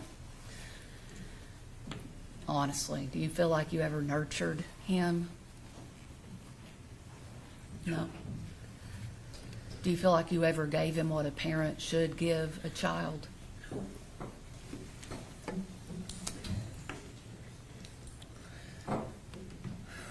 What are your regrets, Sherry, that relate to Jordan's life? Yeah, everything. I think his life could have been different had you been different. Yeah, absolutely. Do you feel any responsibility for his situation? Yes, ma'am. Tell me why you feel responsible. Because I need to show him nothing no different or no better. We agreed when we started we were going to talk about some hard stuff, right? Yep. So, as you sit here today, you are Jordan's mom, you are clean, and you are sober. Tell me, did you fail him? Yes, I did.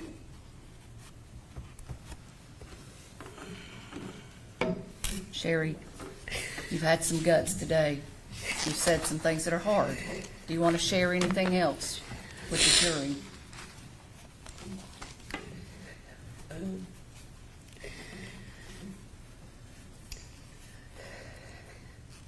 maybe just,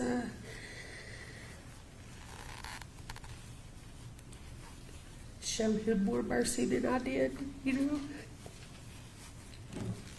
He has an opportunity to still have some sort of life at some point. He deserves that.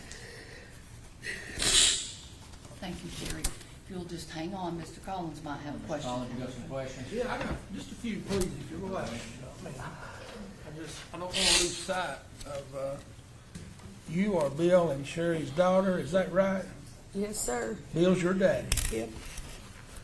And you and I talked on the phone, you may not remember, I think you were still in jail. I had to get a hold of you to let you know what was taking place, Yes, sir. or if you recall that. Yeah. We, of course you failed him. That's not, and I'm sorry. You, but you're Jesse's mama too, ain't you, ma'am? Yes, sir. Ma'am, when did you go to jail?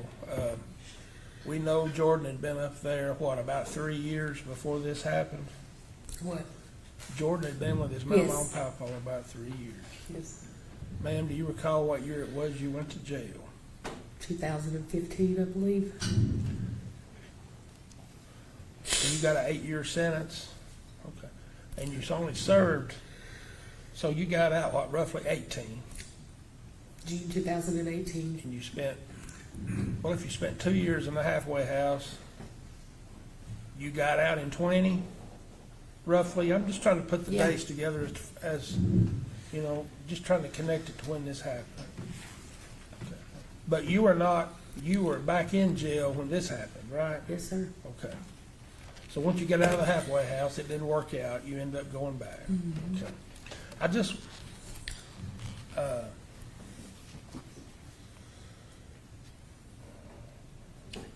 you close with your father? I was. You was, you're not now? Well, I mean, you know, Do you tore a think family you're, apart, right? I'm sorry, ma'am. I said something like this will tear a family apart, right? Well, your daddy didn't do it. I don't want to lose sight. You're Jesse's mama too. You're right, I am Jesse's mama too. And it just seems like you didn't make a difference in them, did you? I love both my kids. Of course you did. But you're asking them to give Jordan a chance now Jesse ain't getting. You're right. You're right. I just don't want to lose sight of the fact that you've got 2 kids. And I don't want you to lose sight that I had 2 kids as well. Yeah, One's I not do. here and the other one is. I want And I'm to showing up for we're gonna- him now like I never did before, sir. Thank you. Just you ain't gonna get to show up for Jesse anymore. No, sir, you're right. Thanks for pointing that out. Well, I've got to. I've got to. This is hard on all of us. You said it stings. You don't think it stings us? Some of us are closer to I our, never said it stings. as close to our Those words didn't come out of grandkids my as we mouth. are kids. Nobody you. wants to be here. They didn't know any of them prior to Monday probably, and it stings for them. They've got an awesome responsibility weighing on them. Yes, sir. A lot of kids, you were probably in jail with a lot of moms, wouldn't you? Yes, sir. A lot of moms, kids. Just because the kids had it rough, that don't excuse taking a hammer to somebody's head, does it? Nope. And then does that excuse not just that, but then trying to blame it on your papa, the only daddy he's ever had? Yep, that's your side. I'm sorry, I couldn't. I Say- said that's your side, sir.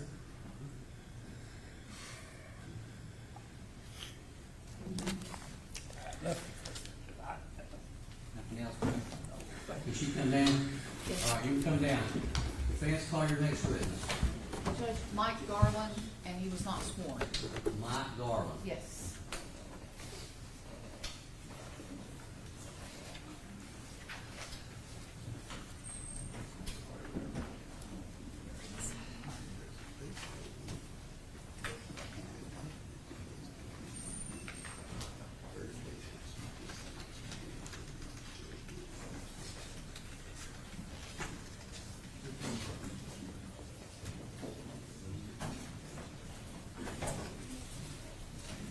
Garland, raise your right hand and be sworn. You solemnly swear affirm the testimony you give be the truth, the whole truth, just but the truth, so help you God. I do. All right, watch yourself out there, have a seat right there, scoot up, get comfortable, pick up so we can hear you. Okay. Hello, Mr. Garland. Hello. How are you? Doing good. Seeing each other in a different courtroom is kind of weird. Absolutely. Would you state your name, please, sir? Mike Garland, Mr. Garland, could you tell the jury where you work, please? Greene County School System at Glenwood Educational Center. How long have you taught? 31 years. Have you taught that whole time, or did you move into administration? I've been in administration for approximately 16 years, I think. Okay. In administration at Glenwood, is that a little bit different than in administration in a normal school setting? It is. We see a lot more behaviors and different types of behaviors. You're probably in closer contact with the kids just because of smaller numbers. Is that right? Absolutely. Okay. Yes. How many children do you think you've taught over all those years? I wouldn't have any idea. Several, Thousands, huh? I'm sure. Have you always taught children that had any behavioral issues? Or did you kind of start out in like a regular classroom? I started out as an agriculture teacher, did that for about 15 years, ended up principal of Chucky Doak High School for 6 years, and then went to the educational center after that. Okay. And been there approximately 10 years, I think, Okay, 9 to 10, if we're counting. if we're counting. Let's not count, that makes us old. Mr. Garland, do you know Jordan Allen? I do. Can you tell us how you know Jordan Allen? Jordan was sent to ABIC in October of 21. I think we did an intake on October the 27th, and he started with us on October the 29th of 21. Okay, just so we're clear, I know Mr. Woolsey and some other people will know what this means, but for anybody who doesn't know what ABIC is, can you explain that? It is the Greene County Alternative School. So if we have truancy or grade problems or behavioral problems or whatever, do they go there? Not necessarily truancy. Okay. Anyone that's had any behavior problems, or if they're coming out of a facility, sometimes we'll do a 10-day observation with us as a step down before they go to the regular school environment. Okay. How are Jordan's grades? Do you recall? I don't have his grades previous to coming from us, but I think they were a lot lower then than they was with us. Normally students will do better with us because it's a smaller environment. We have a teacher and a teacher's assistant in every classroom. They get a lot more one-on-one help, and they work at their own pace in a program we call Odyssey Wear. So I did get a glimpse of his school records last time I was here. When he was at Chucky Doak, and they were quite a bit lower than they was with us, but he was passing everything once he was with us. So in that structured environment, he was making some positive progress. Yes, he was doing very well with us. Can you tell us what his behavior was like in your school?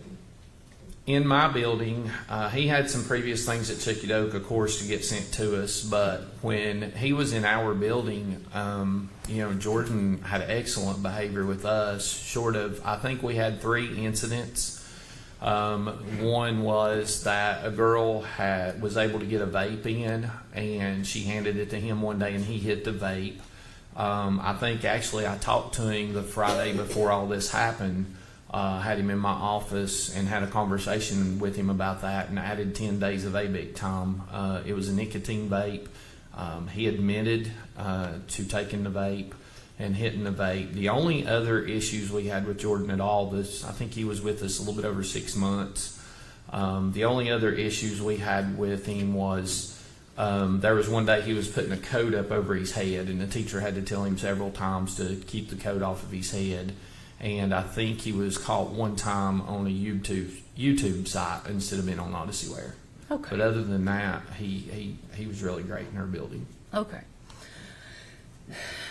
Do you have an opinion on how he handled the structure of your program? I mean, the biggest issue with Jordan was just him trying to get there. There was transportation issues. I think he missed 18 days in the beginning, just trying to figure out transportation because they don't offer transportation to the alternative school. I think the family was down to one vehicle, and I think the grandfather, I think Bill had to take that to work. But once they got the other car repaired, I think his grandmother was bringing him pretty much most days, and his grandfather brought him a day or two also. But as far as in the building, I mean, I can't remember ever having any issues with Jordan other than the three things I just mentioned. And we even, we only let a handful of students go into other rooms and read to other kids in other programs. And Jordan was one of those that we allowed to go in. And I mean, he just seemed like he enjoyed it, and the young kids enjoyed him. You said he seemed like he enjoyed it. Did he seem like he enjoyed the little kids? I mean, yes, that's who we had him to go into the other. We've got some other programs. The best program is one of them, where we put a lot of emotional disturbed students that have, issues at school, and we're trying to work through helping them to overcome those issues. And that was one of the classrooms that he went into, as well as a few other students in his class, and read to kids, and it went very well. They seemed to be a great rapport between him and the other students. Was he always appropriate with the other students? To my knowledge, he always was. And was he kind to the little kids? As far as I know, I never seen any issue at all. And like I said, he seemed to enjoy it, and the kids seemed to enjoy it. Is it safe to say he was well liked? Yes, very much so. Even, not only among the other students, but he was also well liked among the teachers. I think any teacher in our building would say they're shocked at the least with this situation. Based on the Jordan that we know at school. I was going to ask you what your overall opinion of Jordan was when he was there. Actually, the Friday that I pulled Jordan in to talk to him about the vape was that Friday before this weekend. And, Jordan, I said, Jordan, why did you do that? And he said, Mr. Garland, it was just dumb, but I did it. And I sat there and just talked with Jordan for probably 30 minutes afterwards. And, he was very likable. He was always polite. He mostly followed the rules other than them three situations. He wasn't an issue behavior-wise for us. And I will say they're very closely watched and very closely supervised in our building. But other than those three issues, we never had any negativity from Jordan at all. Did he go out of his way to make younger kids feel comfortable, high-five them or anything in the halls? Did he do anything like that? He did. Miss Stacy was just commenting that the other day, how when he would go down the hall that he would wave at the little kids and they would wave at him, and there was just a good rapport there. And he wasn't around the little kids much at all, the younger kids, because he was in high school ABIC with just 9th through 12th, but just the ones he read to in the classroom. Those kids that sort of knew him from that is the ones that he would interact with going up and down the halls, and it was always positive. Was he on track to finish school and earn his diploma? He was actually, the best I remember, he was behind. We had him, I think he was a sophomore when he was with us, and he had failed several classes as a freshman, if I remember correctly. But he did, I think he recovered them through credit recovery and recovered some classes while he was with us on Odyssey Ware. Do you happen to know whether or not he earned his diploma? Anybody make you aware? To my knowledge, he did. He graduated with 22 credits. I think the guidance counselor at Chucky Doak High School, Shanna, went and worked with him some, and he was able to finish up with 22 credits and graduate. He got a regular diploma. She went and worked with him while he was incarcerated? I think, to my knowledge, yes. Okay. Is that his transcript, Mr. Garland? It is. Would you mind to make that an exhibit to your testimony, please, sir? Absolutely. Thank you so much. You're welcome. It'll be filed as exhibit 523. Let me ask your opinion on this. What does that say to you that... It's fine. It doesn't have to be, Tracy. What does that say to you, Mr. Garland, that Jordan chose to continue pursuing his diploma, even when incarcerated? I mean, I have to say I was surprised, but that he would focus on that while incarcerated. But at the same time, I mean, it doesn't surprise me with the behavior we've seen out of Jordan. I mean, he always done what we ask of him, and in the classroom, I mean, he was always on task and did what we asked him to do. And I know Miss Shanna from Chucky Oak is excellent at trying to motivate a student to work on their diploma. So I was surprised, but I wasn't. Mr. Garland, I thank you so much for being here. Mr. Collins may have some questions. Thank you. Just a few, sir. Mr. Garland, thank you for being here. Sir, were you ever aware of Jordan running off or anything from school or laying out of school? I mean, the only issue that I can remember without going through his attendance was just those days that he missed up front with us. Seems like I did hear that he had run off at least once, but I'm not sure that was when he was in our building or if it was before he came to us. But I think the 18 days that we had to add back for ABEC or alternative school time, I think that was due to the transportation issues. I think the time you're referring to, that was with one of the Broadwaters, as I recall. Is that true? Based on what you know. I'm not sure. Okay, that's I fine. just know there was transportation issues.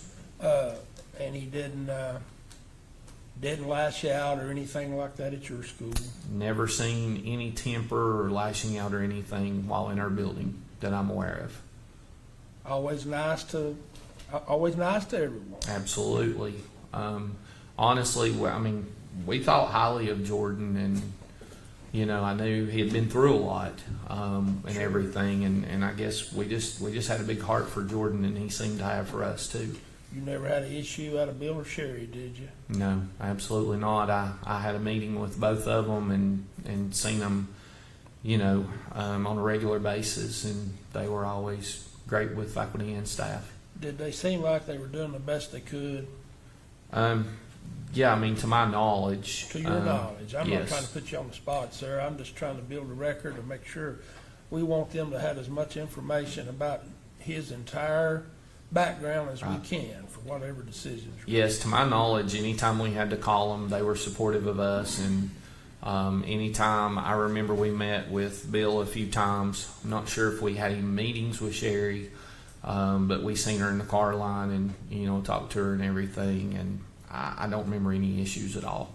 In fact, sounds like you were floored when this happened. Yes. You didn't have, okay. Thank you.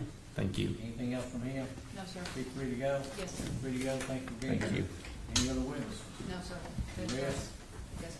All right. Fence rest. Time to take the jury out for a break. We'll come back in, I'll read this final charge to you, and you'll go deliberate. All Take the right. jury out. Be out about 15 to 4. Take them out, 15 to 4, we'll come back.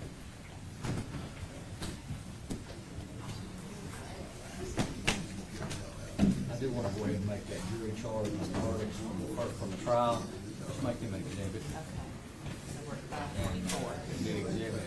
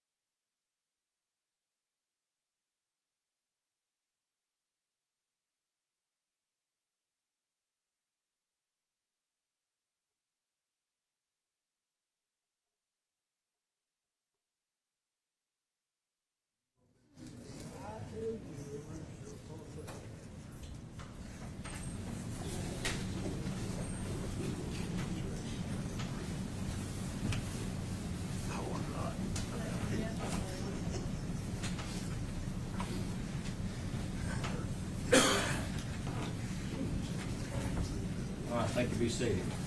Let the record reflect all the jurors seated in the box, defendants present with this counsel.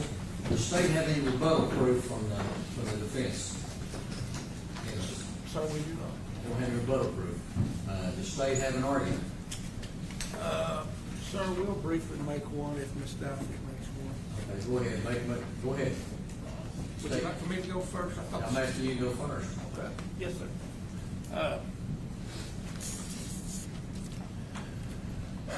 Members of the jury, I promise you, we don't like to have to do this. Don't want to have to do this. It is tough. But all of us, I've got kids. They're grown now. He's got grandkids.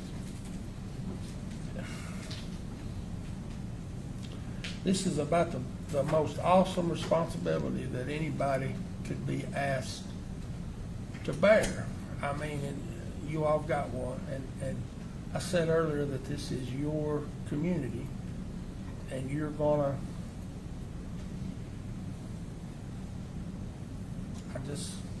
the only thing I would, as far as the aggravating factors, these deaths were,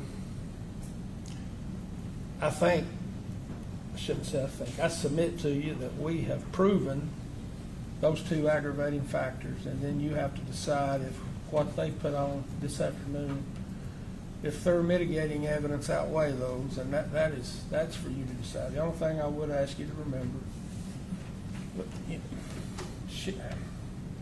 I'm sorry that Jordan has been raised.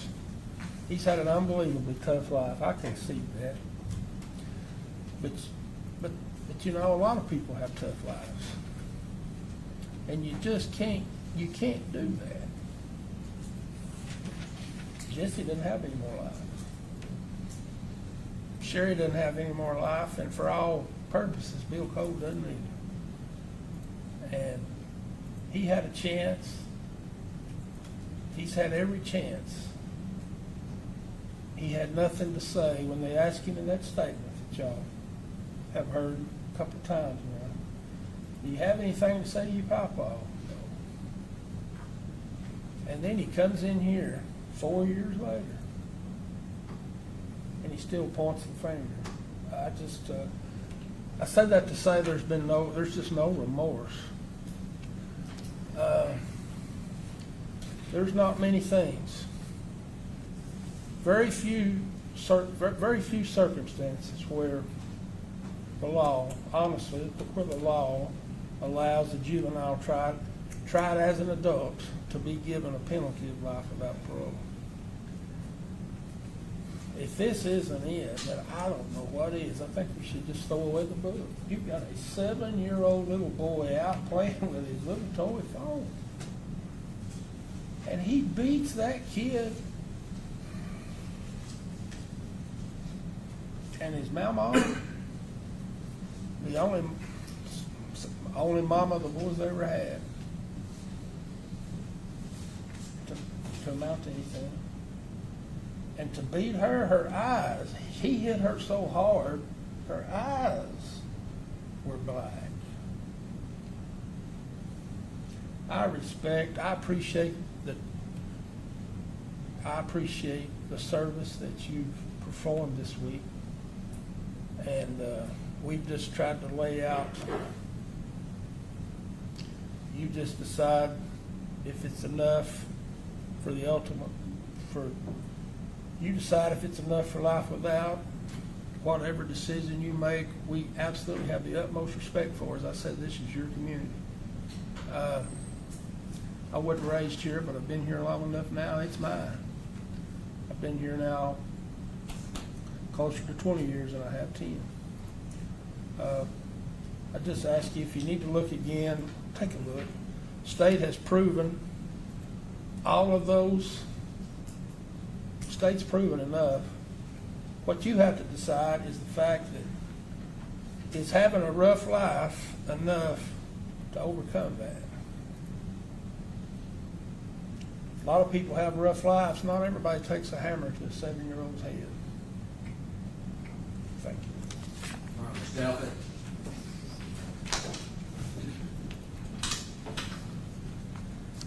I think I began by saying I was kind of floored that I would be using skills from juvenile court in a criminal court case. As a matter of fact, I had something personal happen to me that caused me to step away from juvenile court. Juvenile court is really the love of my life, to tell you the truth. And I'm going to tell you what the truth is. Jordan Allen is just like every single one of those kids I have ever dealt with. I'm not giving you that as an excuse, and I'm not trying to justify that.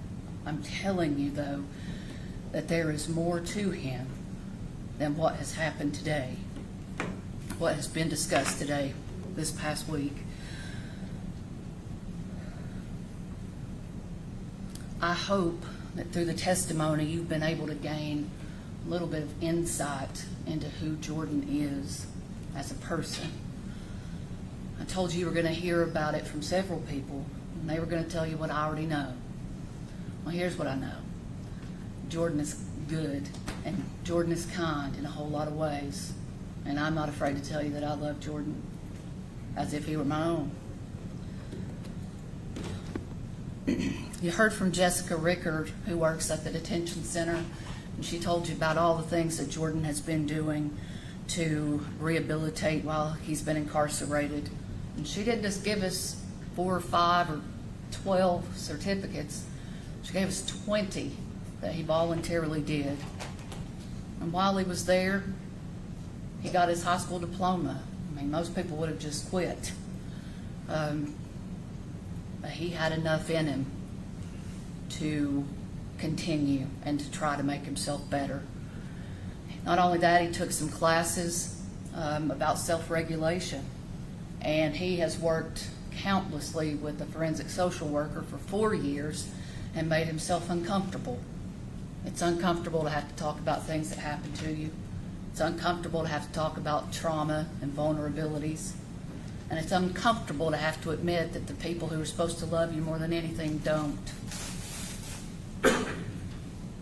And it's probably uncomfortable if you're Jordan, that you've got an attorney like me who comes down and tells you every day I see you, to remember that you are worth something.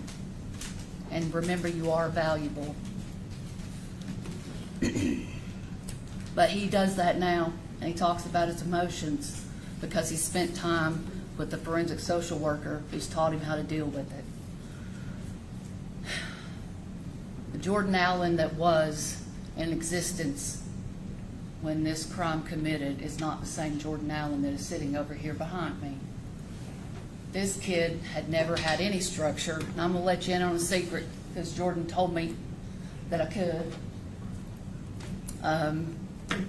Jordan has expressed that he never had family, and he never had anybody he cared about until we got assigned to his case. I'm telling you, this is a different kid. You also heard from Dr. Smith. You heard about her opinion. She's a forensic psychologist who evaluated him. We qualified her as an expert, and she is of the opinion that Jordan is highly likely to be rehabilitated, and he no longer poses a risk if he receives the treatment that she recommends. She told you that those treatment options were available while he is going to be in prison. You heard from Mr. Garland. I like Mr. Garland. He's a nice guy. And it's interesting that he talked about how Jordan was with the small kids. Jordan would tell you he was that way with them because he wanted to give them something he'd never gotten. He'd never been nurtured, and he wanted to give that to them. And then you heard from his mother, and that was pretty grueling, I guess, if you're Miss Sherry Allen. And she just absolutely admits that she failed him in every single way. This child grew up without a mother or a father, and that's all he ever wanted. All those years in juvenile court, even kids who get adopted, you know what they want to do? As soon as they turn 18, they want to go back to their moms and dads. 'Cause that's all they want. Innately, that's what we want as humans. Well, unfortunately, he didn't get that opportunity with his mom or his dad. Interestingly enough, you'll notice that his father wasn't here. Michael Allen, he's not here. He abandoned Jordan. He abandoned him in his life at every part of his life when he needed him. And he did it again during this trial. I submit to you that that Jordan has been failed by many different individuals. He was even failed by DCS and youth villages, if you want me to be honest. But I started out by saying this: we are all more than the worst day of our lives. We're all more than the worst thing that we did. He's a child to me, okay, so I refer to him as a child. He is going to spend decades in prison. It's going to happen. You found him guilty, and that's what's going to happen. I'm telling you that because he will get a punishment. I'm asking you to be okay with that as a punishment, and be okay with giving him an opportunity for parole, giving him an opportunity to come out, do something, and prove to himself that he is worth something. Because every time I said that to him, I meant that. All right, you think we're gonna need to order dinners for y'all? It's 4 o'clock now. You think I can get them to start working on that? We need a dinner. You wanna wait a little while, see if we need dinner? We'll wait just a little while. All right, in council 1 and 2, first degree murder, fixing punishment, or life imprisonment, or life imprisonment without the possibility of parole. Members of the jury, you have now found the defendant guilty beyond a reasonable doubt of murder in the first degree as charged in count 1 and 2 in the indictments. It is now your duty to determine within the limits prescribed by law the penalty which shall be imposed as punishment for this offense. Tennessee law provides that a person convicted of murder in the first degree shall be punished by imprisonment for life without the possibility of parole, or by imprisonment for life. A defendant who receives a sentence of imprisonment for life shall not be eligible for release until the defendant has served at least 51 full calendar years of such sentence. The defendant who receives a sentence for imprisonment for life without parole shall never be eligible for release. In arriving at this determination, you are authorized to weigh and consider any of the statutory aggravating circumstances proved beyond a reasonable doubt, and any mitigating circumstances which may have been raised by the evidence throughout the entire course of this trial, including the guilt-finding phase or sentencing phase, or both. The jury is the sole judge of the facts and of the law as it applies to the facts in the case. In arriving at your verdict, you are to consider the law in connection with the facts, but the court is the proper source from which you are to get the law. In other words, you are the judges of the law as well as the facts in the direction of the court. The burden of proof is upon the state to prove any statutory aggravating circumstance or circumstances beyond a reasonable doubt. Reasonable doubt is that doubt engendered by an investigation of all the proof in the case, and an inability after such investigation to let the mind rest easily as to the certainty of guilt. Absolute certainty of guilt is not demanded by the law, but moral certainty is required, and this certainty is required as every element of proof necessary to constitute the verdict. The law makes you, the jury, the sole and exclusive judges of the credibility of the witnesses and the weight to be given to the sentence.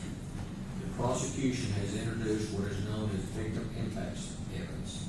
This evidence has been introduced to show the financial, emotional, psychological, or any physical effects of the victim's death on members of the victim's immediate family.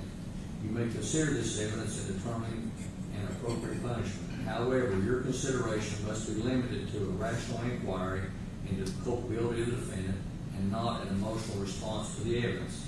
Victim impact evidence is not the same as aggravating circumstance. Proof of an adverse impact on the victim's family is not proof of an aggravating circumstance. The introduction of this victim impact evidence in no way relieves the state of its burden to prove beyond a reasonable doubt at least one aggravating circumstance which has been alleged. You may consider this victim impact evidence and determine the appropriateness of the sentence only if you have first find that the existence of one or more of the aggravated circumstances has been proved beyond a reasonable doubt. by the evidence independent from the victim impact evidence. Statutory aggravated circumstance. Tennessee law provides that no sentence for life, imprisonment for life without the possibility of parole shall be imposed by a jury, but upon a unanimous finding that the state has proven beyond a reasonable doubt the existence of one or more of the statutory aggravated circumstances, which shall be limited to the following. Number one, the murder was especially heinous, atrocious, or cruel, and it involves torture or serious physical abuse beyond that necessary to produce death. Or two, the murder was committed for the purpose of avoiding, interfering with, or preventing a lawful arrest or prosecution of the defendant or another. You are instructed that the word heinous means grossly wicked or reprehensible, abominable, audacious, vile, atrocious means extremely evil or cruel, monstrous, exceptionally bad, abominable. Cruel means disposed to inflict pain or suffering, causing suffering, painful.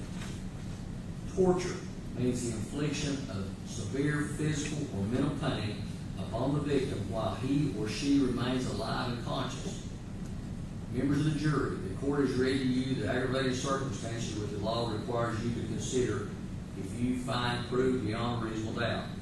You shall not consider any other facts or circumstances as an aggravated circumstance in deciding whether imprisonment for life without the possibility of parole will be appropriate punishment in this case. Mitigating circumstances. Tennessee law provides in arriving at the punishment, the jury shall consider, as previously indicated, any mitigating circumstances raised by the evidence, which shall include, but not limited to, the following. Number one, the defendant has no significant history of prior criminal activity. Number two, the youth or advanced age of the defendant at the time of the crime. Number three, any other mitigating factor which is raised by the evidence produced by either the prosecution or defense at either the guilt or sentencing hearing. That is, you shall consider any aspect of the defendant's character or record, or any aspect of the circumstances of the offense favorable to the defendant, which is supported by the evidence. The defendant does not have the burden of proving a mitigating circumstances. There is no requirement of jury unanimity as to any particular mitigating circumstance, or that you agree on the same mitigating circumstance. Expert witness. During the trial, you have heard the expert testimony of Dr. Catherine Smith, who was described to us as an expert in the field of forensic psychology. The rules of evidence provide that scientific, technical, or other specialized knowledge might assist the jury in understanding the evidence or to determine a fact and issue. A witness qualified as an expert by reason of special knowledge, skill, or experience may testify and state her opinions concerning such matters and give reasons for her testimony. In giving her opinion, Dr. Catherine Smith testified she took into consideration certain statements made by the persons. Because the statements were made outside the courtroom, they may be used by you only for evaluating the expert witness's opinion and testimony, and cannot be relied on as proof of the truth of the matter asserted in those statements. Merely because an expert witness has expressed an opinion does not mean, however, that you are bound to accept this opinion. The same as with any other witness. It is up to you to decide whether you believe this testimony and choose to rely upon it. Part of that decision will depend upon your judgment about whether the witness's background or training and experience is sufficient for the witness to give the expert opinion that you heard. You must also decide whether the witness's opinions were based on sound reason, judgment, and information. You are to give the testimony of an expert witness such weight and value as you think it deserves, along with all the other evidence in the case. In counts 1 and 2, verdict, life imprisonment, or life imprisonment without the possibility of parole. If you do not unanimously determine that a statutory aggravating circumstance has been proved by the state beyond a reasonable doubt, the sentence shall be life imprisonment. You will write your verdict on the enclosed form attached hereto and made a part of this charge. The verdict shall be as follows. We, the jury, unanimously find that punishment shall be life imprisonment. If you unanimously determine that a statutory aggravating circumstance or circumstances have been proved by the state beyond a reasonable doubt, you shall, in your considered discretion, sentence the defendant either to imprisonment for life without the possibility of parole or to imprisonment for life. In choosing between the sentences of imprisonment for life without the possibility of parole and imprisonment for life, You shall weigh, consider the statutory aggravated circumstance or circumstances proved by the state beyond a reasonable doubt, and any mitigating circumstance or circumstances. In your verdict, you shall reduce to writing the statutory aggravating circumstance or circumstances so found, and shall return your verdict upon the enclosed form attached hereto and made a part of this charge. The verdict shall be as follows. We, the jury, unanimously find the state has proven the following listed statutory aggravated circumstance or circumstances beyond a reasonable doubt. It says here, list the statutory aggravated circumstance or circumstances found. You shall then indicate on the enclosed verdict form either we, the jury, unanimously agree that the defendant shall be sentenced to imprisonment for life without the possibility of parole, or we, the jury, unanimously agree that the defendant shall be sentenced to imprisonment for life. The verdict must be unanimous and signed by each juror. Take the case, consider all the evidence fairly and impartially. Complete one of the two forms and report your verdict to the court. Count number 1. Punishment of imprisonment for life. We, the jury, unanimously determine that no statutory aggravated circumstances have been proven by the state beyond a reasonable doubt. We, the jury, therefore find the sentence shall be imprisonment for life, signed by the foreperson, all the jurors, and dated. Or verdict form, count number 1. Punishment for imprisonment for life without the possibility of parole, or imprisonment for life. We, the jury, unanimously find the state has proven the following listed statutory aggravated circumstance or circumstances beyond a reasonable doubt. Here, list the statutory aggravated circumstance or circumstances so found, which must be limited to those enumerated for your consideration by the court in these instructions. Check one box. We, the jury, unanimously agree that the defendant shall be sentenced to imprisonment for life without the possibility of parole, or we, the jury, unanimously agree that the defendant shall be sentenced to imprisonment for life, signed by the foreperson, all the jurors, and dated. Count number 2. Punishment for imprisonment for life. We, the jury, unanimously determine that no statutory aggravated circumstances have been proved by the state beyond a reasonable doubt. We, the jury, therefore find the sentence shall be imprisonment for life, signed by the foreperson, all the jurors, and dated. Or, count number 2, punishment of imprisonment for life without the possibility of parole, or punishment for life. We, the jury, unanimously find the state has proven the following listed statutory aggravated circumstance or circumstances beyond a reasonable doubt. Here, list the statutory aggravated circumstance or circumstances so found, which must be limited to those enumerated for your consideration by the court in these instructions. Check one box. We, the jury, unanimously agree that the defendant shall be sentenced to imprisonment for life without the possibility of parole, or we, the jury, unanimously agree that the defendant shall be sentenced to imprisonment for life, signed by the foreperson, all the jurors, and dated.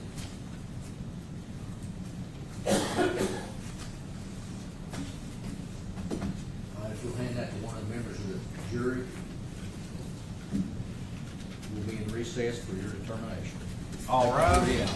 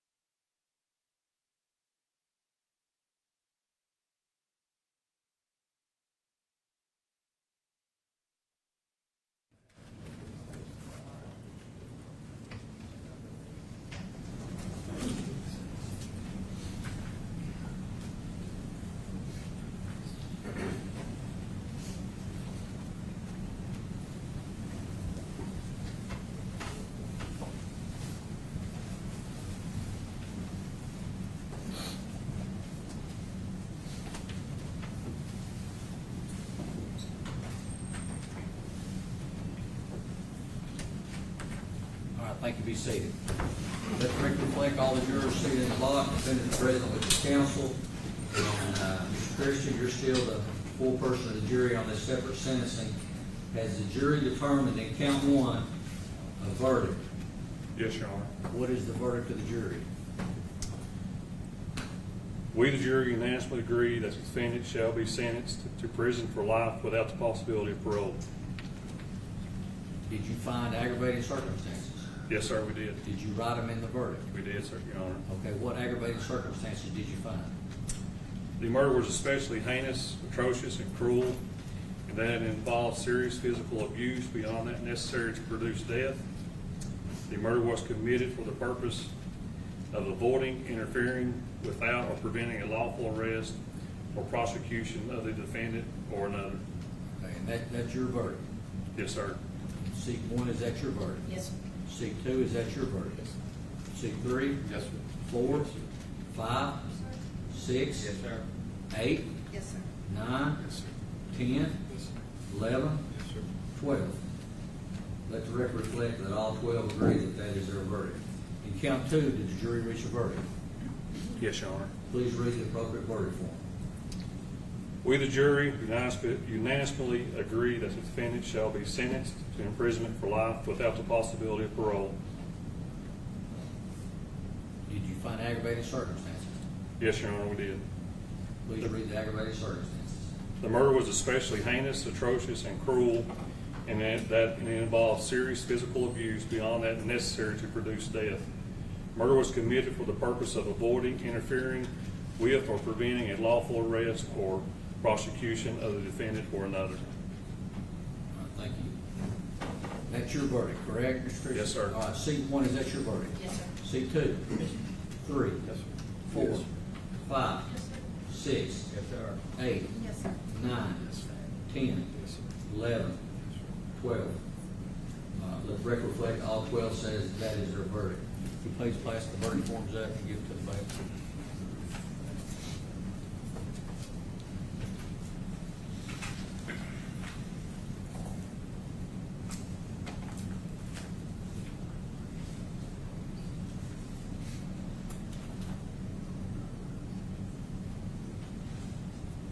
Mr. Allen, would you please stand?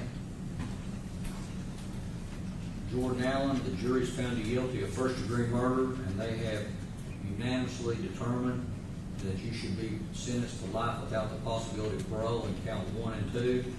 You're rendered infamous, you're a convicted felon, it's a felony to ever possess a firearm, and you'll be in custody to serve your sentence. You'll be credited for any time that you have served. And ladies and gentlemen of the jury, I want to thank you for all the time you put in this week.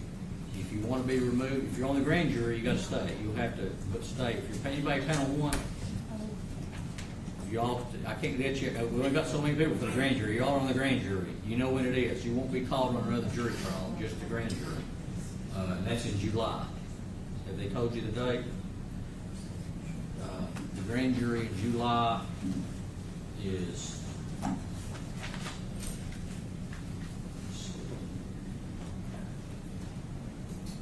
I believe it's the 20th. That's what I've got on my calendar. Is that right, Penny? I think it's the 20th. So 20th. Everybody else, if you want to stay on jury duty, you just keep calling the number. If you want to decide that you all have done enough, I mean, y'all gave 5 days of work and your lives to this. If you want to get off the list, call Penny tomorrow, or not tomorrow, but Tuesday, and she'll take you off the list. If you want to stay on the list, you'll just keep calling the number and you'll be on your panels. And you probably will, there will be civil trials for June. July is a criminal month with Judge Pearson. August is a civil month. So I appreciate your service a lot. Everybody does. And you all worked hard on this. You've had tough duties, but it's one of the most important responsibilities of a citizen, being a citizen of this country, that you've done. And you all did it. So I'm gonna let the jury go. If you've got anything in the jury room, make sure you get it. Nobody leave the courtroom. Jury goes out first, and y'all head to your car. All rise.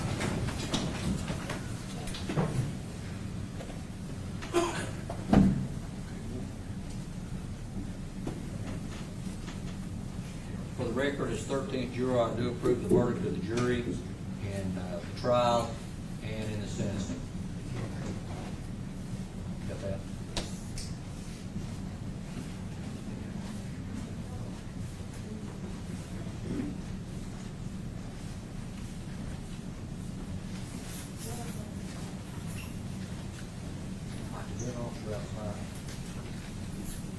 Huh? Somebody's going with him. I said somebody was outside, they couldn't get in because the doors were locked.